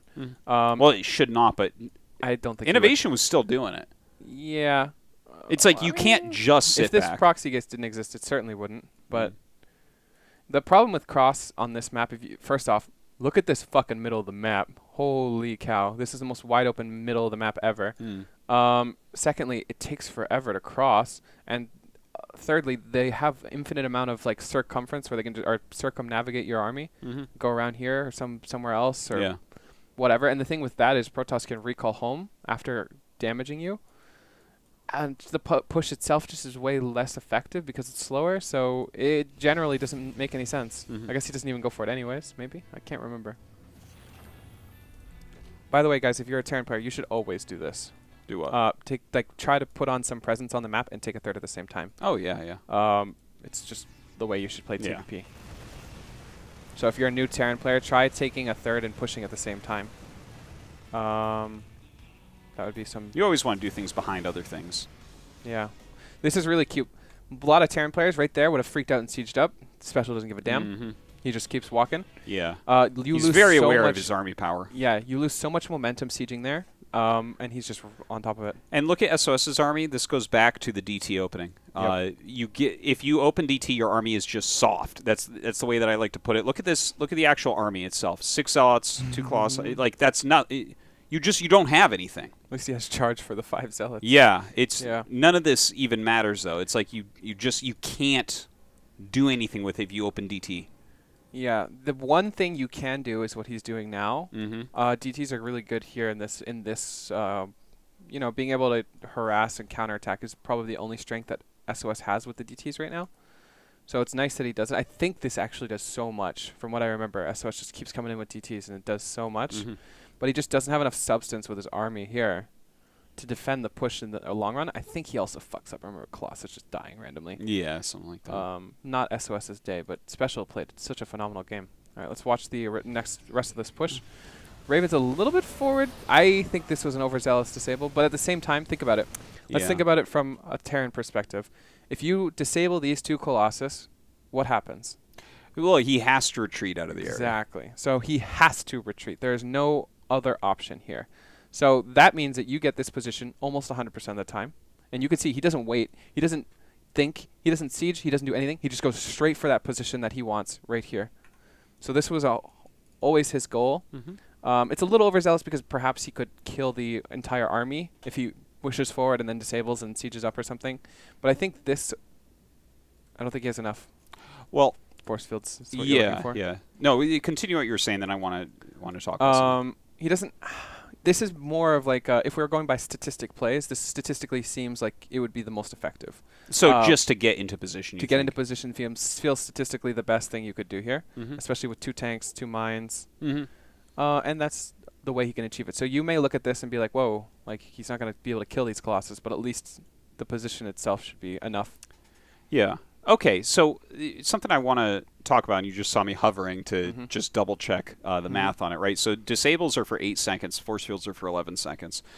This is a very common thing where what you have to do against Raven with Colossus is walk out on the map and engage so that they use their disables early so you have room to run back and not lose a base while you're waiting for it to run off because you can't fight during it. But it just occurred to me, and I hadn't thought of it in this way before, but if you're going Colossus, maybe you should try to get an extra sentry or 2 sentries because you could just utilize force fields as a counter to disables. Because I was thinking, like, what if in this situation, if he disables you, 1, 2, 3 force fields you throw down?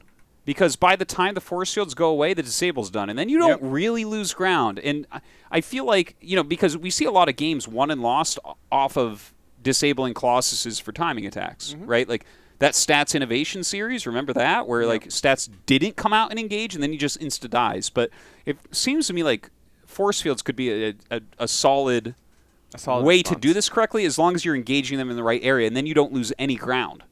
I agree. Because then you can actually force them. If he didn't use these 2 here. Yeah. Let's see why he used these 2. I'm curious. I think it was to pick off units. Okay, well, that would be a mistake, I think. Because I think he can pick off units, but there's enough force fields to stop this from happening. Oh, easily. I think 3 force fields shuts that. Okay, so we've got our disables coming down. Yeah, that's not worth. Yeah. Like, if this was all of this, even that would be scary because the thing is he can stim forward and kill this. There's not enough substance. These should be defensive force fields 100%.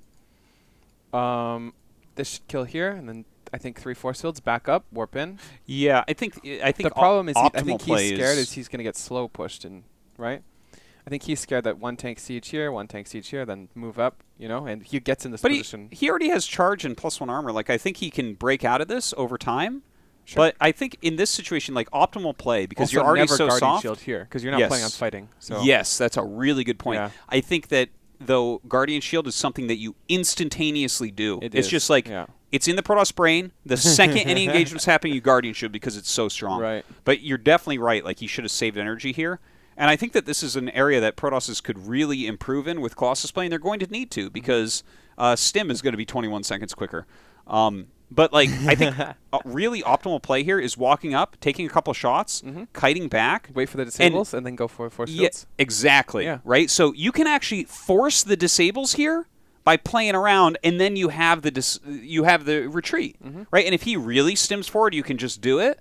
And then he's going to lose a chunk of army. So it's like either army or disables he has to give you if you play like that. And if this was even more even, because we've identified that SpeCial's had multiple advantages here. But if this was a more even game and he had even more units here, this would be even more important. Like, for example, it's even harder to slow push if there's more units here. Like, the big thing here is SOS just doesn't have substance here. So even if he force fields, eventually this army comes in and kills you, right? Obviously, it's better than it happening immediately.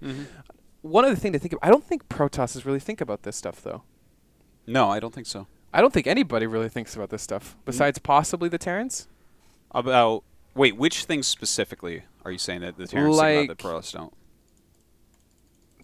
Like everything we just talked about, like timing out your force fields, timing out your disables is probably more important for the Terran player, but it seems like SpeCial was always going to go for the positional thing here, right? Okay. Disable only makes a lot of sense if you can get into position, right? Because if he just backs up into force fields, you just wasted 2, and you haven't gotten any more ground than you would if you just walked in slowly, right? Yeah, yeah. I think you're right that it's not thought of all that much, but this is something, and again, especially if this patch goes through how it's supposed to, and if it does with the stim change, I think Colossus is going to be really big. Things like this are going to be able to save your ass, because if they have a Raven, like, that's where it gets really scary, is these disables. Like, if this army fights without the Colossus, if it fights at all, it loses. But, fights at all, yeah. You know, if it fights without the Colossus, it's just especially super if this silly. game is more even again. Yeah. Like, let's pretend this game isn't the game we're watching right now, and there's a much bigger army here. Everything we're saying is still extremely important, because this push is still extremely scary from Terran player, even if the army is bigger for Protoss. It's all about positioning. It's just very interesting to think about, because I've never thought of it before, ever. I've never even... It's even no, I never thought of this specific thing of having force fields be the counter to a Raven. Yeah. But it could be. It's just what you would have to do is think ahead of time. Like, okay, when I realize that he's gone Raven, which you will realize, maybe that's when I warp in an extra sentry to bank up 2 more force fields, or whatever it is. Whatever that math is going to work out to, I don't know off the top of my head. But then also you're going to want to think ahead of time. When they come out, what are the common routes on this map, and where are the areas where I can force field the least to make this most effective? But that actually seems to me like a skill that should be incorporated. Or at least practiced. Yeah. I actually found myself never thinking about using the disables in the way that Special is now as a Terran player either. I always waited for the moment where I'm like, I can kill those units. Yes, So now I'm going to disable. Yeah. But the just way forcing Special him to is run? using it is he's using it as a map control method, not even a like take it out of the fight method. You know? Well, he's taking a position because of this. Exactly. This is a positional play. This is disable. This is the same thing as launching a nuke right there. Yeah. It's the same thing, right? Where you launch a nuke and then you cancel once you get the position you want. Exactly. Which is really, really cool, because a lot of the time we see the Raven used as a, I'm going to take this damage out of your army. This is not even really the case here. So you can see immediately, the immediate response is he has to back up. There's no other choice. He will lose his entire army if he doesn't. And Special immediately moves forward. Disable's still running rampant. What does he do? Immediately, once he gets into a position where he can slowly move his tanks forward, he sieges up. Not getting greedy, not sieging up here or whatever. He just sieges immediately in a position that covers the ramp, right? Once you're in a position like this, by the way, forge positioning is awful here. Yeah. Don't ever build your forges here. I actually don't mind forges at naturals in general. I think it's an okay place to build them, because your main is further away. If you lose your natural, you generally lost the game. Losing buildings in your main is not uncommon in the late game. I mean, yeah, I guess. I think your forges should have special care, though. Yeah, absolutely. But like this weird push scenario, I don't think happens very often. Sure. And look at this upgrade. Like, it could totally be sniped right now. Yeah, yeah. Really cool to see Special not just like rushing in. He's kind of taking this. Yeah. The question, I wonder actually, is this a mistake? What? To play this more. Actually, he's dealing with shit on the other side of the map. Yeah, he's definitely dealing with some harassment. Do you think that that's the only reason that he's not moving in? That might be the only reason why he's not being more aggressive. Because he definitely could have gotten these. I think he knows his army's considerably bigger, and the more time you give the Protoss player, the better it gets for him, not for her Special. Yeah. Your army has to cross the map. I appreciate that he gave a retreat command without realizing he could kill the forge. I think a lot of players would look at this. A lot of people would look at this and say, I would have killed that forge. I think that's a mistake. But actually, I think that having the rule in place that if you're going to deal with something else, don't lose your army. Click your army away from an area. I think that's so incredibly important. And everyone in the world could improve by just giving themselves a rule like this, where it's like, it is better, even if he's, let's say he's on siege, it's better for him to click his whole army here than to leave it here with the possibility that SOS kills it while he's over here dealing with whatever he's dealing with. Because you're in a double fuck me position. Yeah. Like, now you're like, oh, I've held this thing. You go back, you're like, all right, I'm gonna do damage. Your army's gone. And you're like, the game's over. I defended, but now I'm just dead. Yeah. Like, so, yeah, I think he would have taken more initiative if it wasn't for the defense, though, which was my point. Actually, let's just watch Special's cam for a little bit here and see what he sees and when he decides to retreat and all that stuff. So he's dealing with this. This is the original disables. Here's the disables coming out. Army stimmed. He's moving forward. Oh, he says a Banshee in his main, too. What a guy. So he's getting into his position that he's comfortable with. He's building a turret. Marauders move forward. This is really nice because it allows you to know that there's no zealot, like a big ball of zealots or something here. That would be really annoying. Goes for the forge. Just kind of positioning his army in a place where he wants to be. This disable's pretty quick, pretty decisive. Gets you some probes. So far, I see no reason why he wouldn't be fully, commanding this army constantly the whole time, right? Like he's building his stuff, but he's never looking at his base. Yeah. He's not adding on production. Yeah. His entire focus is this. And I don't see any reason why he would shift focus. Except for in this chance that he's getting defended. Or he has to defend. So wait, what? I don't know. Alright, so now he's going to deal with this fucking thing. Even now, right? This army has moved from like a defend the tanks position to a defend the bio position, which is cute, right? Yeah, well, that's much more important than those two tanks. Right. But originally, if you sit it here, it's better if you're like micromanaging, because you can split your army and stuff, and the tanks will always do damage. But if you're not going to do anything, this is the better play. Even pulls those two marauders away. Yeah.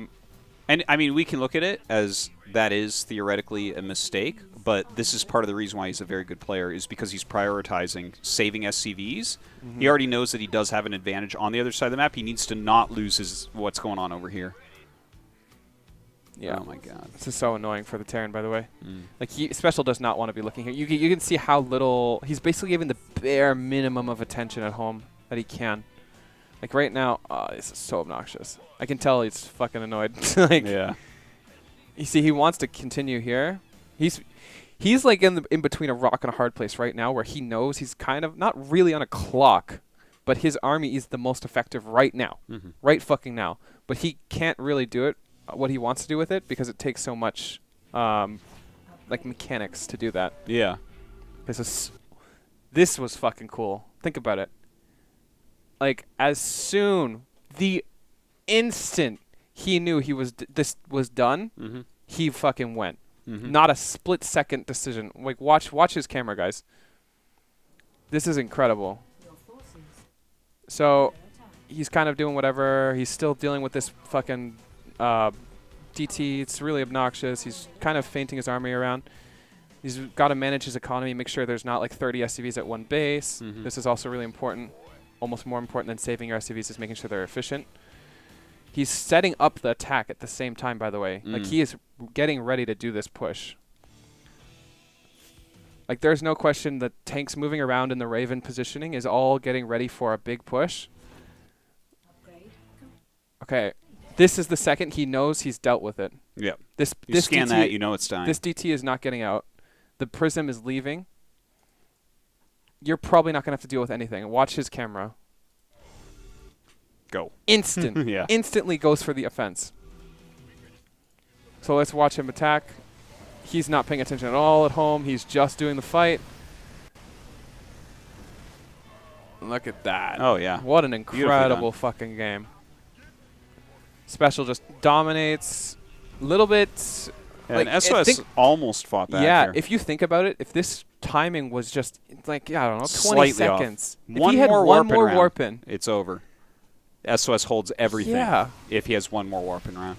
And also, one more warp in round also gives this Prism time to come back in too. So this was like the perfect fucking attack from Special. Well, if SOS hadn't done all that multitasking with the DTs, Special would have killed him 100%, way longer ago. 100%. Well, this is why Special or SOS is obviously, a player that we rate at the level he is, a champion. So amazing to really deep dive this. Yeah. Because these are things that you don't ever appreciate from a commentator perspective, or like, because we don't get the FPVs, and we don't really deep dive into what you're thinking about doing and when you're thinking about doing it. And at this point, Special knows that he doesn't really need to do anything anymore. He could just unsiege and go home right now. That would be totally fine. Yeah. He's at such an advantage. He killed all of the expensive units and the third. If you look at where his camera has been since the third died, it's also extremely interesting. So as soon as the third died, his camera spent way less time here. Yeah. and immediately focused on his defense. Yeah. Because he knows at this point, economically speaking, he's in a way better spot. He can afford to not pay attention to his army as much to make sure that his economy is fully safe. At the same time, his army's in a spot where, like, if something comes down to attack it, it's not just going to die. Yeah, look at him. This is so cool. Like, even now, he's spending way more time just not really, like, going for the offense and making sure he's kind of setting it up to be difficult for SOS to do anything right now, but he's just like, okay, let's make sure I clean all this. I don't want to take any more damage. It's a very well-played game. Yeah. We should jump into another. Yep. At this point, the game is over, though. Time. I've never even thought about... I feel like if I was a Terran player, I would learn a fuck ton about how I should be approaching what I'm spending my time on. Like, I find as a Zerg player, it's a lot easier, a lot more clear when I'm supposed to be attacking, defending, and macroing. And that probably comes from thousands and thousands and thousands of games I've played. Played like 80,000 StarCraft 2 games. It comes from that, and from Terran, I'm just not sure where my time is supposed to be. Yeah. And it feels like SpeCial has his time priority mapped out so well. But I guess every good player does too. I wonder... Well, I want to go into Maru be now. A very hard thing. Like, I want to watch Maru's camera. Yeah. Like, I'm curious. What is important and how are you cycling your screens? That is the greatest measure of skill, is how quickly people change screens and take an action on the new screen. That is the most correlated thing with high-level play. And it's a difficult thing. And studying that is really, really good, because I'm sure that everyone screws it up some, right? Probably, SpeCial and Flash probably do it the best. Maybe Maru. I don't know. But I'd love to see if we could statistically see the percentage of where your screen is for each race. Like, I bet Zerg would be generally almost always at home, creep spread, injects, defense. You're probably like 80% at home.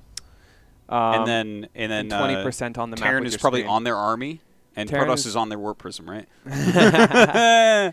Yeah. Yeah, I think Terran in general, their cameras are probably on their army way higher percentage than every other Also, race. don't forget, Terran is the one race that you can actually completely macro, other than building supply depots, without looking anywhere. From anywhere on the map, you can take your screen and be up here and macro everything. Right. Whereas with Zerg, you got to hit your injects. With Protoss, you have to go to warp and pylon. But right there, this screen, see these mineral patches? You can look at those while you macro. That's kind of the beauty of how we balance our time too, though, right? Oh yeah, there's certain things you have to do. Well, that's why we're talking about to Zerg. make units. Protoss has to switch their screen to somewhere. Yeah, and Zerg has to inject. So when we're talking about 80% time spent at home with your camera as a Zerg player, makes sense, because that's mechanically what you have to do. And for Protoss, I think it's less than Zerg that you're looking at home, but more than Terran. It's like a mix between the two, and then Terran can basically just look at their army the whole time. Which is important for them, because that's kind of how it functions. If Terran had to look away from their army... If they had to inject and then go somewhere there would be so many more just like armies just dying. Yeah. Like, think about how many times you watch, I don't know, let's say 20 Banelings roll in and just kill an army. It just never happens. At least at the top level. You never just see Banes roll in and kill a bio army. This person says you can inject without looking. Does anyone do that? Nobody does that. Yeah, I didn't think so.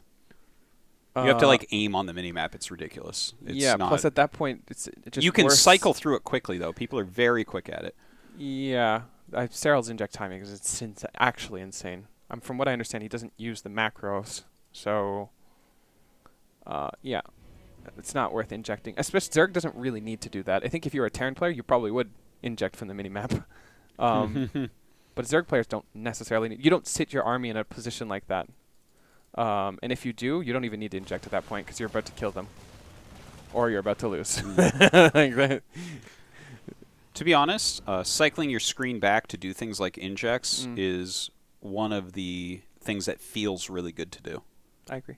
Yeah. Like, I would be sad, actually, if I played Terran and I always macroed while looking at my army, because that's a better way to play, obviously, and they should do that, and I think that they probably need to based on the way the race is played. But to kind of miss that mechanical aspect I don't know. There's something very rewarding about that as a player. If you hit a really good inject round, like you nail all your hatches and jump your screen real quick and then go do something else, you're going to feel very good about that. Well, I think Terran does that, but they do it in a different way. They don't do it by producing. They do it by dropping or siege up a lib, and then like, oh yeah, I'm going to clear creep. I'm going to siege up this Liberator. I'm going to do a drop here. I'm going to do a Hellion run by at my third. I'm going to throw on supply depots. You know what I mean? They do it in a very different way, whereas Zerg is like, all right, inject, creep. You know, I move my queens here or something to deal with this drop. Like, it's very different, but at the same time very satisfying. I think Protoss might actually be the least satisfying in that regard, because I think the only really thing you could do that's satisfying maybe in that respect is like a warp in at their base or defensively. It just feels like there's less there.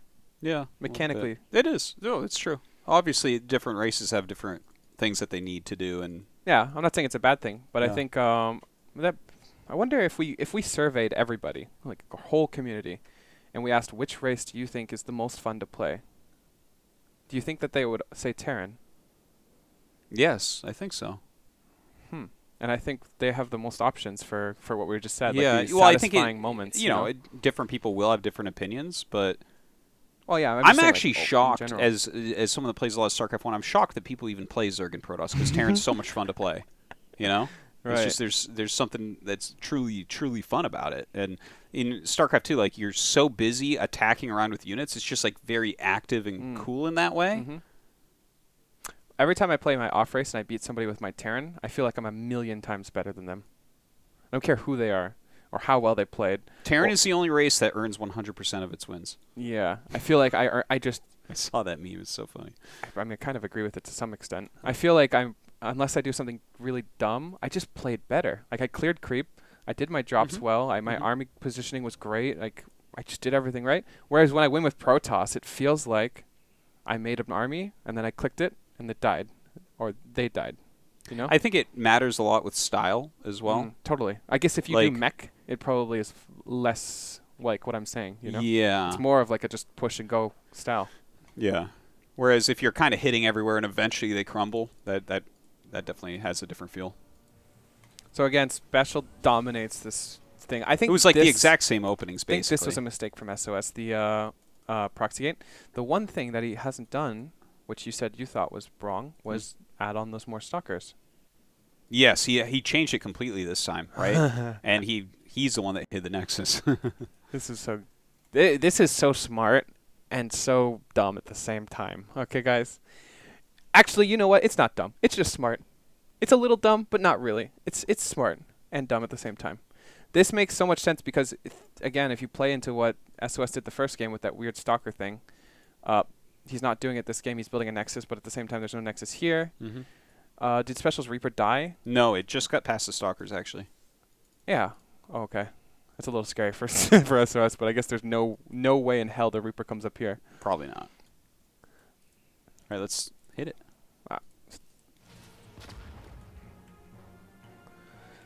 Alrighty. We have about 30 more minutes. Yeah. Yeah. When we could just finish up with SOS Special. I think we've gotten a little bit away from Special. No, not really. No, we're talking a lot about it. Kind of talking about race mechanics a lot. Well, I think every in-depth, if it wasn't off-topic, it wouldn't be on-topic, basically. Yeah, it's true. Okay, did he actually see the Nexus? Let's see. Okay, that was actually very fortuitous. Because, well, I don't know if he would really realize the timing would be late. I think he assumes that there's a Nexus there right now. Yes, but I mean, if he saw the health, would he be able to realize that? I don't know, because it was proxy gate. I think it kind of throws all your timings off. It's really hard to tell. I think I would be incredibly impressed if he did. But I feel like that's another step that needs to be taken when metas settle, is to look at building hells at certain times and stuff, because you can tell so much more. He'd be able to warp in.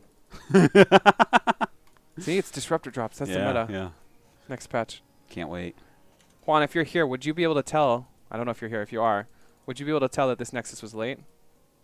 If he had seen the health. If you had seen the health. The thing is, I guess you don't know exactly when he made the stalkers and stuff, which could throw you off. Yeah, it's also possible that he just knows. It gets kind of... It gets difficult, but as a pro gamer, these are things that eventually you want to add into your play. There's a weird thing with pro gamers where you subconsciously know when things are off too. Yes, that's true. Totally common. Like that you, for example, see a Nexus and you don't even think about it, but you know there's something off. Remember, I was watching one of the GSLs and we're talking about suspicious probes. Yes. On an in-depth. Yeah. And as soon as you see a probe do certain things, there's just very much obviously something wrong. Yeah. Something is up. So that was not bad. 2 SCVs. It could have been really bad if it had gone there. That swivel was bad. Yeah. Little tip the wise. Never correct path on a disruption ball. Yeah. It's like every time people correct, they get less kills than they would have. Because when they split, you automatically like, chase it, but you actually don't have any time. Just keep going, and you'll actually hit more. Right. Always. Always. There's also another level of metagame where if you don't move the ball, there's a chance that they'll split into it, you know? Yeah. Because you're expecting the ball to follow the most units that you have. Mm-hmm. What do you do to disrupt your ball in depth? Them canning. This game so far, though, feels a lot better than the first game with the SOS. Oh, yeah. SOS has a lot more initiative on the game. A lot less like he was last game. It felt like he was kind of hindered by his build order decisions. The DTs kind of were a liability until they weren't with the harass or whatever. But before then, they were basically useless. they were pure garb. They actually allowed Special to play nice and greedy and get himself into a nice spot. Now, this game, did he have any plans to do mech before that when you talked to him about it? The games I watched him hide the CC, he was playing bio. Yeah. Because it doesn't make much sense to hide a CC and go mech. No, absolutely not. Absolutely not. But again, his plan kind of fell apart. Did he ever get to hide the CC? No, not in this series. Did he ever do it He at all, played Hero in the round of 16, which we won't be able to quite hit today, but I can't remember if he hit a Nexus. I think he actually ended up doing it, because then I was like, ha, Jake told me he was going to do this. Yeah. I mean, I remember he prepped it. The one cool thing to think about, too, is he prepped this strategy for this map and never used it. And won the games. Yeah. So this is another great example of a really good pro gamer, because a lot of pro gamers will prep a strategy and feel like they have to use it. Like you've basically made something that has to work on this map where it's useless. Whereas Special is so confident in his own play that even when he preps a strategy, he doesn't necessarily need to use it depending on what SOS does. I have a lot of respect for that. I think it's really hard to make that call because you've prepped for something. Yeah. Like Special said before when we were talking about GSL versus WCS format. At the end of the day, you want to be flexible enough to be able to do anything, but also being able to just kind of judge where you're at in a game and whether, like, you don't want to do something completely new, right? You want to maybe follow a different path that you kind of know how to do already is okay if it comes to that, but it's a very hard decision to make. No, it's very hard. And the games generally are supposed to look worse when you're not following your plan because that's the whole point of a plan. Yeah, it's very hard to keep things smooth because like everything will end up changing with your plan. This was so lucky, by the way. This was so lucky. What, the scouting? No, this Banshee just like... Oh, yeah, the shift click What around. the fuck was this Banshee's plan? Like, if Banshee was like, I'm going to show up at fucking 12 minutes. I'm going to make a complete cube. Yeah. Like, a lot of pro Terrans would have just gone like this. Yeah, just around the... Who the fuck goes out like a fucking... You know, the thing is... other side of the map. Like, he was planning on doing a hidden base. He knows the map's good for hidden bases, and it's SOS, for God's sake. So this could have been just... He might be like, you know what, when I send this around, let me just check all the bases. It worked, right? Yeah. I mean, if you're SOS, though, you're triggered. You're like, what? Do you imagine What's that Banshee doing there? This is so I bad. love the lag time when it scouts. I guess he wasn't even really expecting it to be here either, right? Otherwise, he would have jumped on it immediately. But I think that does play some level of just like, okay, there's no base here, you know? At this point, I think if this didn't happen, SOS probably wins this game. I would say so, yeah. With that extra base, like even though he kind of went for a comp that's not super good against mech, he's still going to be fine because it takes so long for Juan to move out. Taking this base and then having this base that's 4 base versus 3 mech, that feels great. I mean, that's when you get into the Zergy tradey against the mech stuff. Yeah. Once you get into trading mode with a higher economy, it feels really good as a Protoss. Or if you have a trading mode with a higher tech, that feels great as well. I'm amazed that he goes back to mine this base. Oh, this is also pretty surprising. Well, recall is only 85 seconds on this patch, so you can bring your army up here and then just recall an observer here too. That's hilarious. Yeah. See, this shit would not happen. It would not happen. Like, he just recalled an observer across the map. May as well chrono boost observer speed and send it up. Like, it's going to take less time. Yeah, not too much to talk about right now. Again, this is downtime like we were talking about for that guy who didn't understand what downtime was. I like how he built a cannon, too, after recalling the observer. Makes literally no sense, but sure. Yeah. Where did that observer go? Right there. What was it doing over here? I don't know, man. I don't know. SOS. And look at that. Ooh, he's sneaking around. Yeah, this is good for SOS. Banshee speed. I really like Banshee speed. Yeah. It's so nice. Just a quality upgrade. Especially when we're talking about Special's use of Banshees being really good even after the Protoss is fully aware. Well, I think that, you know, I talk about this plenty, but range upgrades and speed upgrades are the real upgrades. Like, no matter what, they could give a speed upgrade to anything, and it would get used more. You know? Right. It's just, that's like the whole thing is like mobility and what range you can fire at. Yeah. Especially if the unit is viable beforehand. Yeah. Then it's extremely good. Yeah, can you imagine a speed upgrade on any unit that doesn't have one, how broken that would be? Yeah. Any unit. It doesn't even have to be a big increase. It's just like, whoa. What about a larva? A larva. Okay. A faster That's larva not a unit. wouldn't. That's not a unit. Technically it is.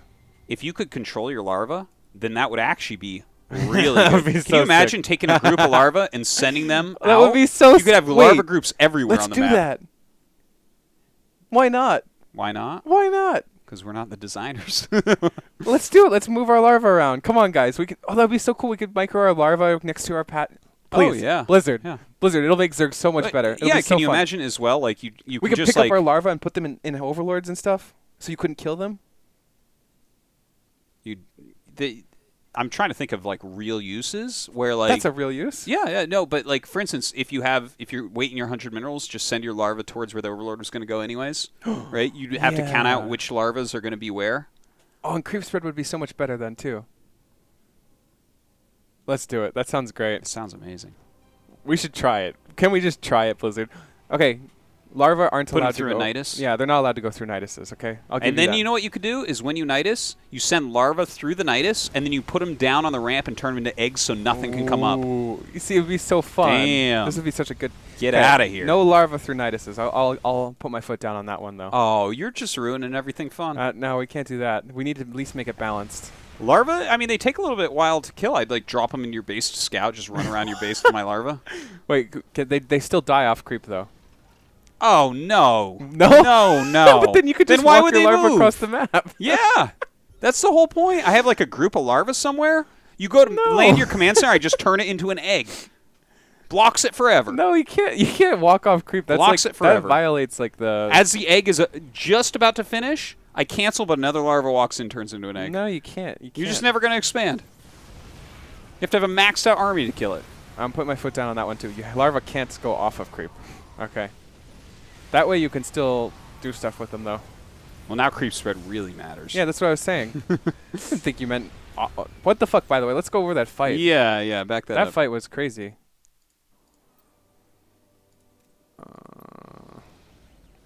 So special scans. We did an in-depth kind of on like scanning and like that kind of stuff. Maru's scans were insane. I don't know what in-depth episode it is, but you guys should watch that one because it was really good.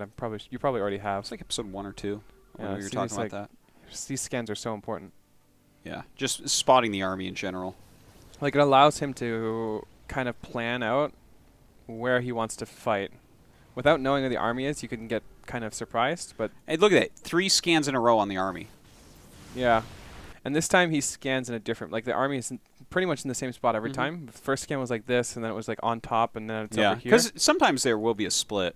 But to be honest, the way that army was standing, I could tell that all of it was going to be together. Because you can see the kind of spiral formation it's in. You haven't actually grabbed pieces and split them.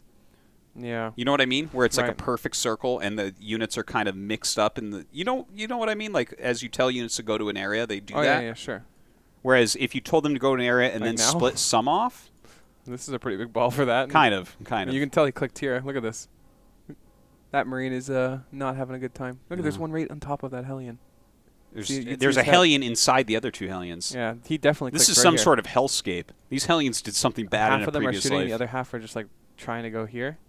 See, the Cyclones are all like, guys, there's stuff here. This fight went way worse than I thought. Like, yeah. So far, it feels pretty good for Protoss, and then it goes really, really bad. But I guess it kind of has to do with once all the Zealots are gone, this army actually kind of sucks too against mech. Oh, it does. Yeah, he went Colossus, and then you find out that you're playing against mech, and your army is not perfect. He actually overmade Colossus too. I feel like 4 is way too. When many. you see that this is their army, as soon as you see Banshee speed, better you probably know it's mech. Yeah, too. that's true. That's true. So you never see Banshee speed with Bio. I can't even remember last time I ever saw it. I think he just felt like he was shoehorned into it because of maybe he already had a couple Colossi and Thermal Lance. Do you have Thermal Lance? SOS likes to make a lot of Colossi. Maybe he saw Patience's games. Yeah, this fight went so poorly. Not even close. Look at the army supply difference, too, though, even before this fight. Every Colossus is disabled. Yeah. At this point, the Cyclones could just kill the entire army. Yeah. There's nothing here. I love how little Special prioritized this. Yeah. Like, he harassed it. He basically treated it like a normal third. He screwed it up a little bit, but he didn't go crazy, like tunnel visioned. He didn't dedicate huge portions of his army. He kept his eye on the prize the entire time. Hit a perfect timing and killed SOS. Yeah. He had that compositional advantage and stuff too. Yeah, I wonder if the compositional advantage fueled the decision not to go for it, that base. Because it feels that's like a good question. Feels like it's a low-hanging fruit. No, you can just like take it whenever you want, but he never did. And I'm wondering if he felt like maybe even the fact that SOS had to kind of split off to defend it to some extent forced the army to be in a position where it normally would never even be. I don't think you generally sit your Protoss army in the middle of the map. I think why he killed, because remember how many scans he kept seeing on the army? I think if he scans that and there's like 5 Immortals in there and 2 High Templar, I don't think he actually attacks. But No. I think it just happened to be that when he was scanning, he's like, yeah, no, I can kill that. And he keeps scanning. He's like, yeah, no, I can kill that. Army's not good against what I have, Right. One more special SOS game. Okay. This is the Marine Lord build. The Marine Lord build? Yep. He gave props to Marine Lord after winning this game on Automaton and said that Marine Lord had given him this strategy. All right, I'm ready. Do you remember this game? I don't. All right. I'm excited now. Can't you see how excited I am? Yeah, you're wiggly. This is my excitement face. Ooh. Now I'm actually excited. There's an SCV going. Ooh. This is actually a pretty cool strategy that we see here. Lots of proxying.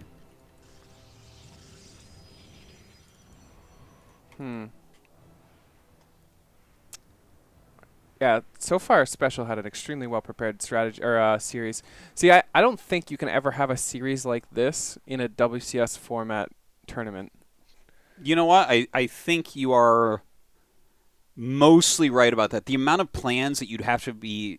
Like, first off, if you want to have series like this in a weekend tournament, you are going to have everything practiced out ahead of time. And I think you literally... Like, I know I talk about build order notebooks some, and I don't know how many pros actually use something like that, but you would literally have to have this written down or typed into your phone or something where it's like a refresher for every strat. Because it's too much to hold in your head to be like, I can do this one time in the tournament, this specific thing. Whereas he goes into this day, he's like, I'm playing against SOS, so here's a build I have if we play Automaton. And he remembers it, right? Because that's his Automaton build. Whereas if you're playing in WCS, you might have to play Automaton 5 times against Terran, or against Protoss, rather, right? Yeah, and every Protoss is different, too. Yeah. I think if we had the same Protoss and every single game was SOS and every single Zerg was Dark or every Terran was this, doable. The problem is that everybody has so many different styles, which makes the game amazing. This is what truly makes StarCraft amazing. Expressing yourself is the most important part. That every single tournament was GSL format. No, I like having both formats, to be honest. Okay, no, I'm not. I mean, like I love GSL. I've always loved Korean formats. I don't mean like completely just get rid of WCS, but I feel like I really wish, for example, WCS, like the big tournaments, the big WCS tournaments were GSL format. They used to be, and that sucked. Why? Do you remember? Well, WCS EU and WCS NA. Yeah, the players were a lot weaker back then. I can't imagine it sucking now. Like you give a player time to snipe Serral. You know, give a player time to only prepare for Serral. Like give Raynor 2 weeks. Challenger has a little bit of that, right? A little bit, but not really. But I do like weekend tournaments. There's some sort of really cool excitement factor because you're getting everything all at once. That GSL doesn't have. Maybe it would be cool to have 2 WCS events that are GSL format and 2 WCS events that are WCS format.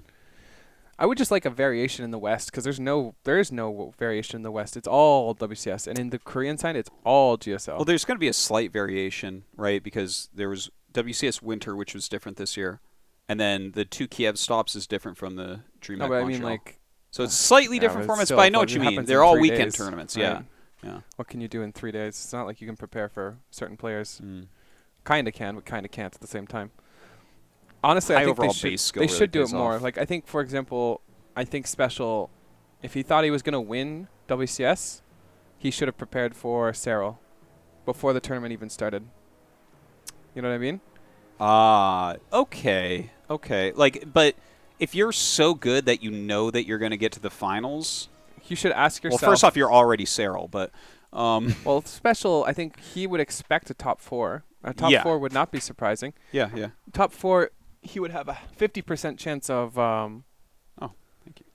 Playing Serral, you most likely, right? We were talking about a round of 4, right?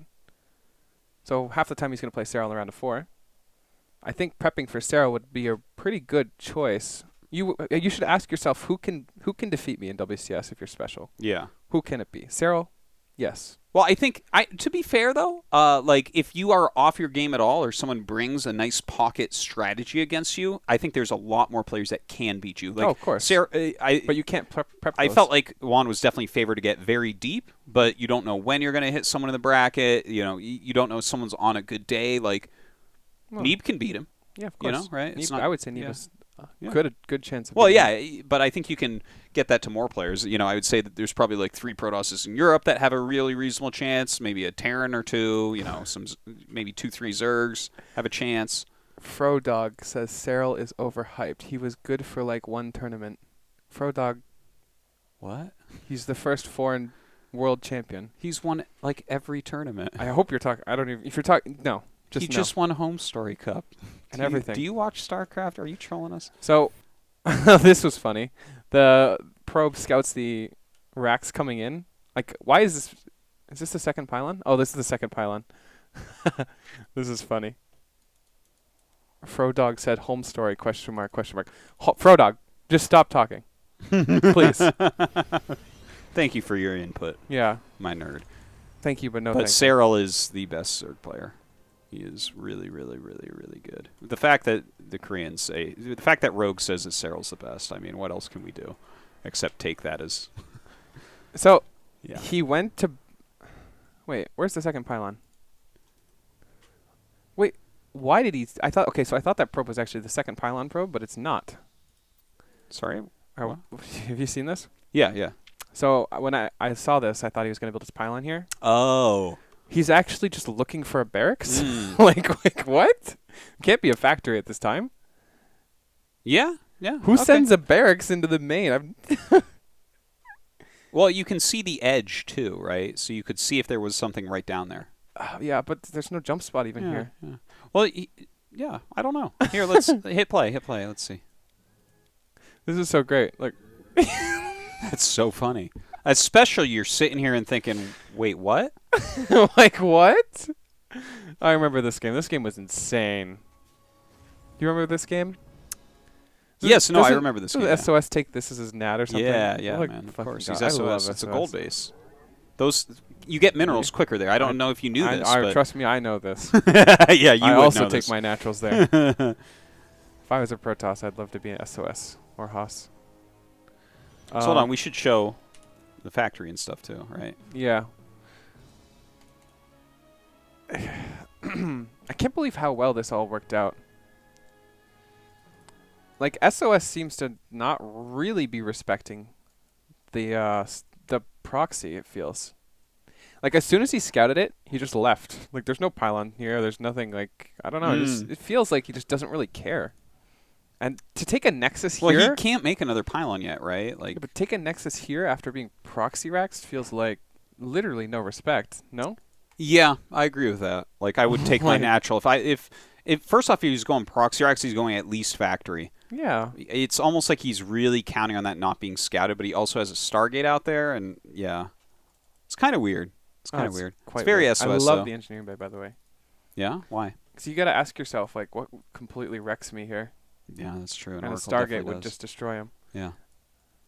And you can afford it, right? He's got the minerals. Mm-hmm. What are you going to do? Build another Rax? This is good. I feel like SpeCial's a well-oiled machine in this series. Oh, yeah. I remember being thoroughly impressed with basically everything. Yeah, this was one of his greatest days. Like, this should never happen. This he knew he had a scout here at the beginning for a Rax. Yeah. And why isn't this pylon here? No, that pylon needs to be there because he needs the possibility of a shield battery, right? Yeah. If a Banshee comes in, he's done. I guess. I mean, he gets to scout them. Yeah, no, it's tough. Oh, this is why this is a good build. There's a lot of ground that SOS is supposed to cover here. He's just such a smooth brain. I love that he makes 2 without the reactor and then sends it up. It's just amazing. Look at how much damage this does. Yeah. Like, what did SOS think it was after the Rax? He had to have thought it was a factory. I guess he thought it might have been a Banshee, considering... Yeah, I think with that pylon there, it's what you're most afraid of is Banshee, right? Yeah, no one floats a factory in and makes 2 Hellions. That just base, never, ever happens. And if it was a Hellion drop, it would be a little bit later, right? So. Oh, wow. He's so greedy. Guys, this just do this stuff if you're a Terran player, okay?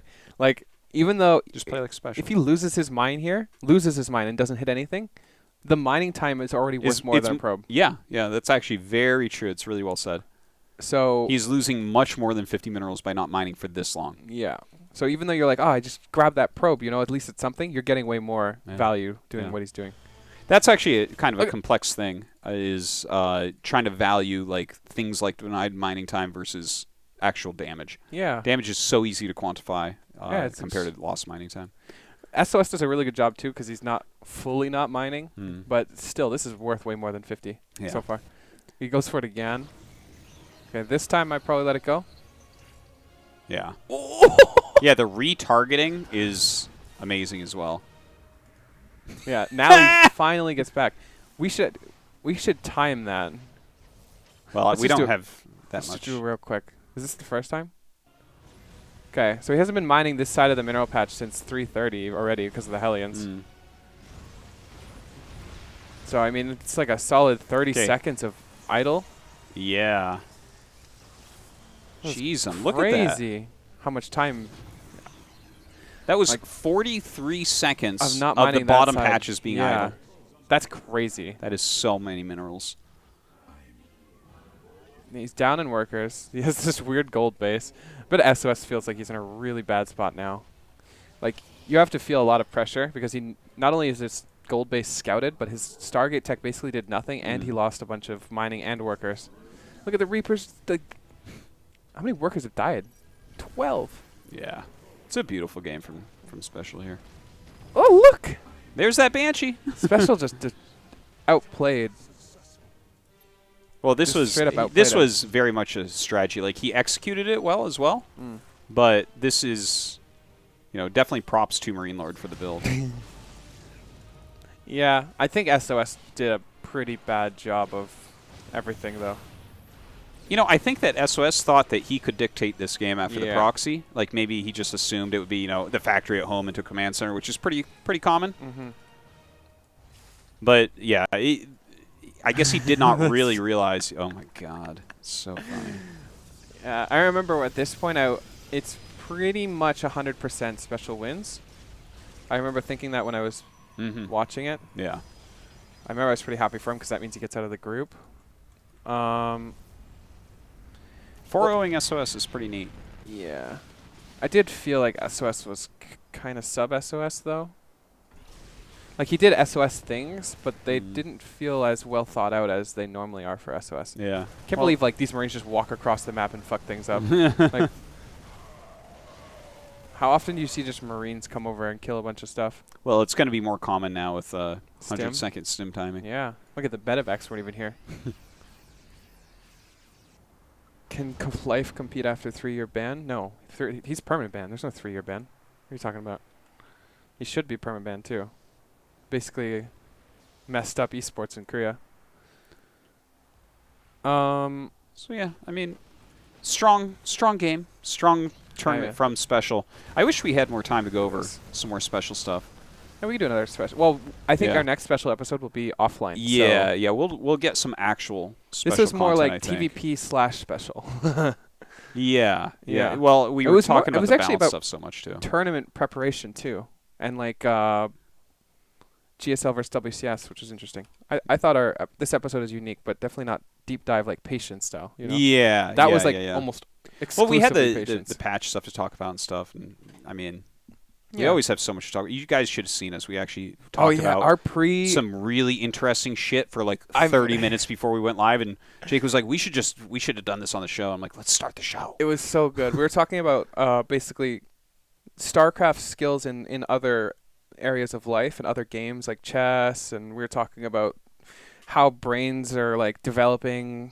Like when you're a kid and you can learn things a lot quicker. It was very cool stuff. I can't paraphrase it because it was like 30, 40 minutes of conversation, but maybe one day we'll have a conversation like that on In Depth.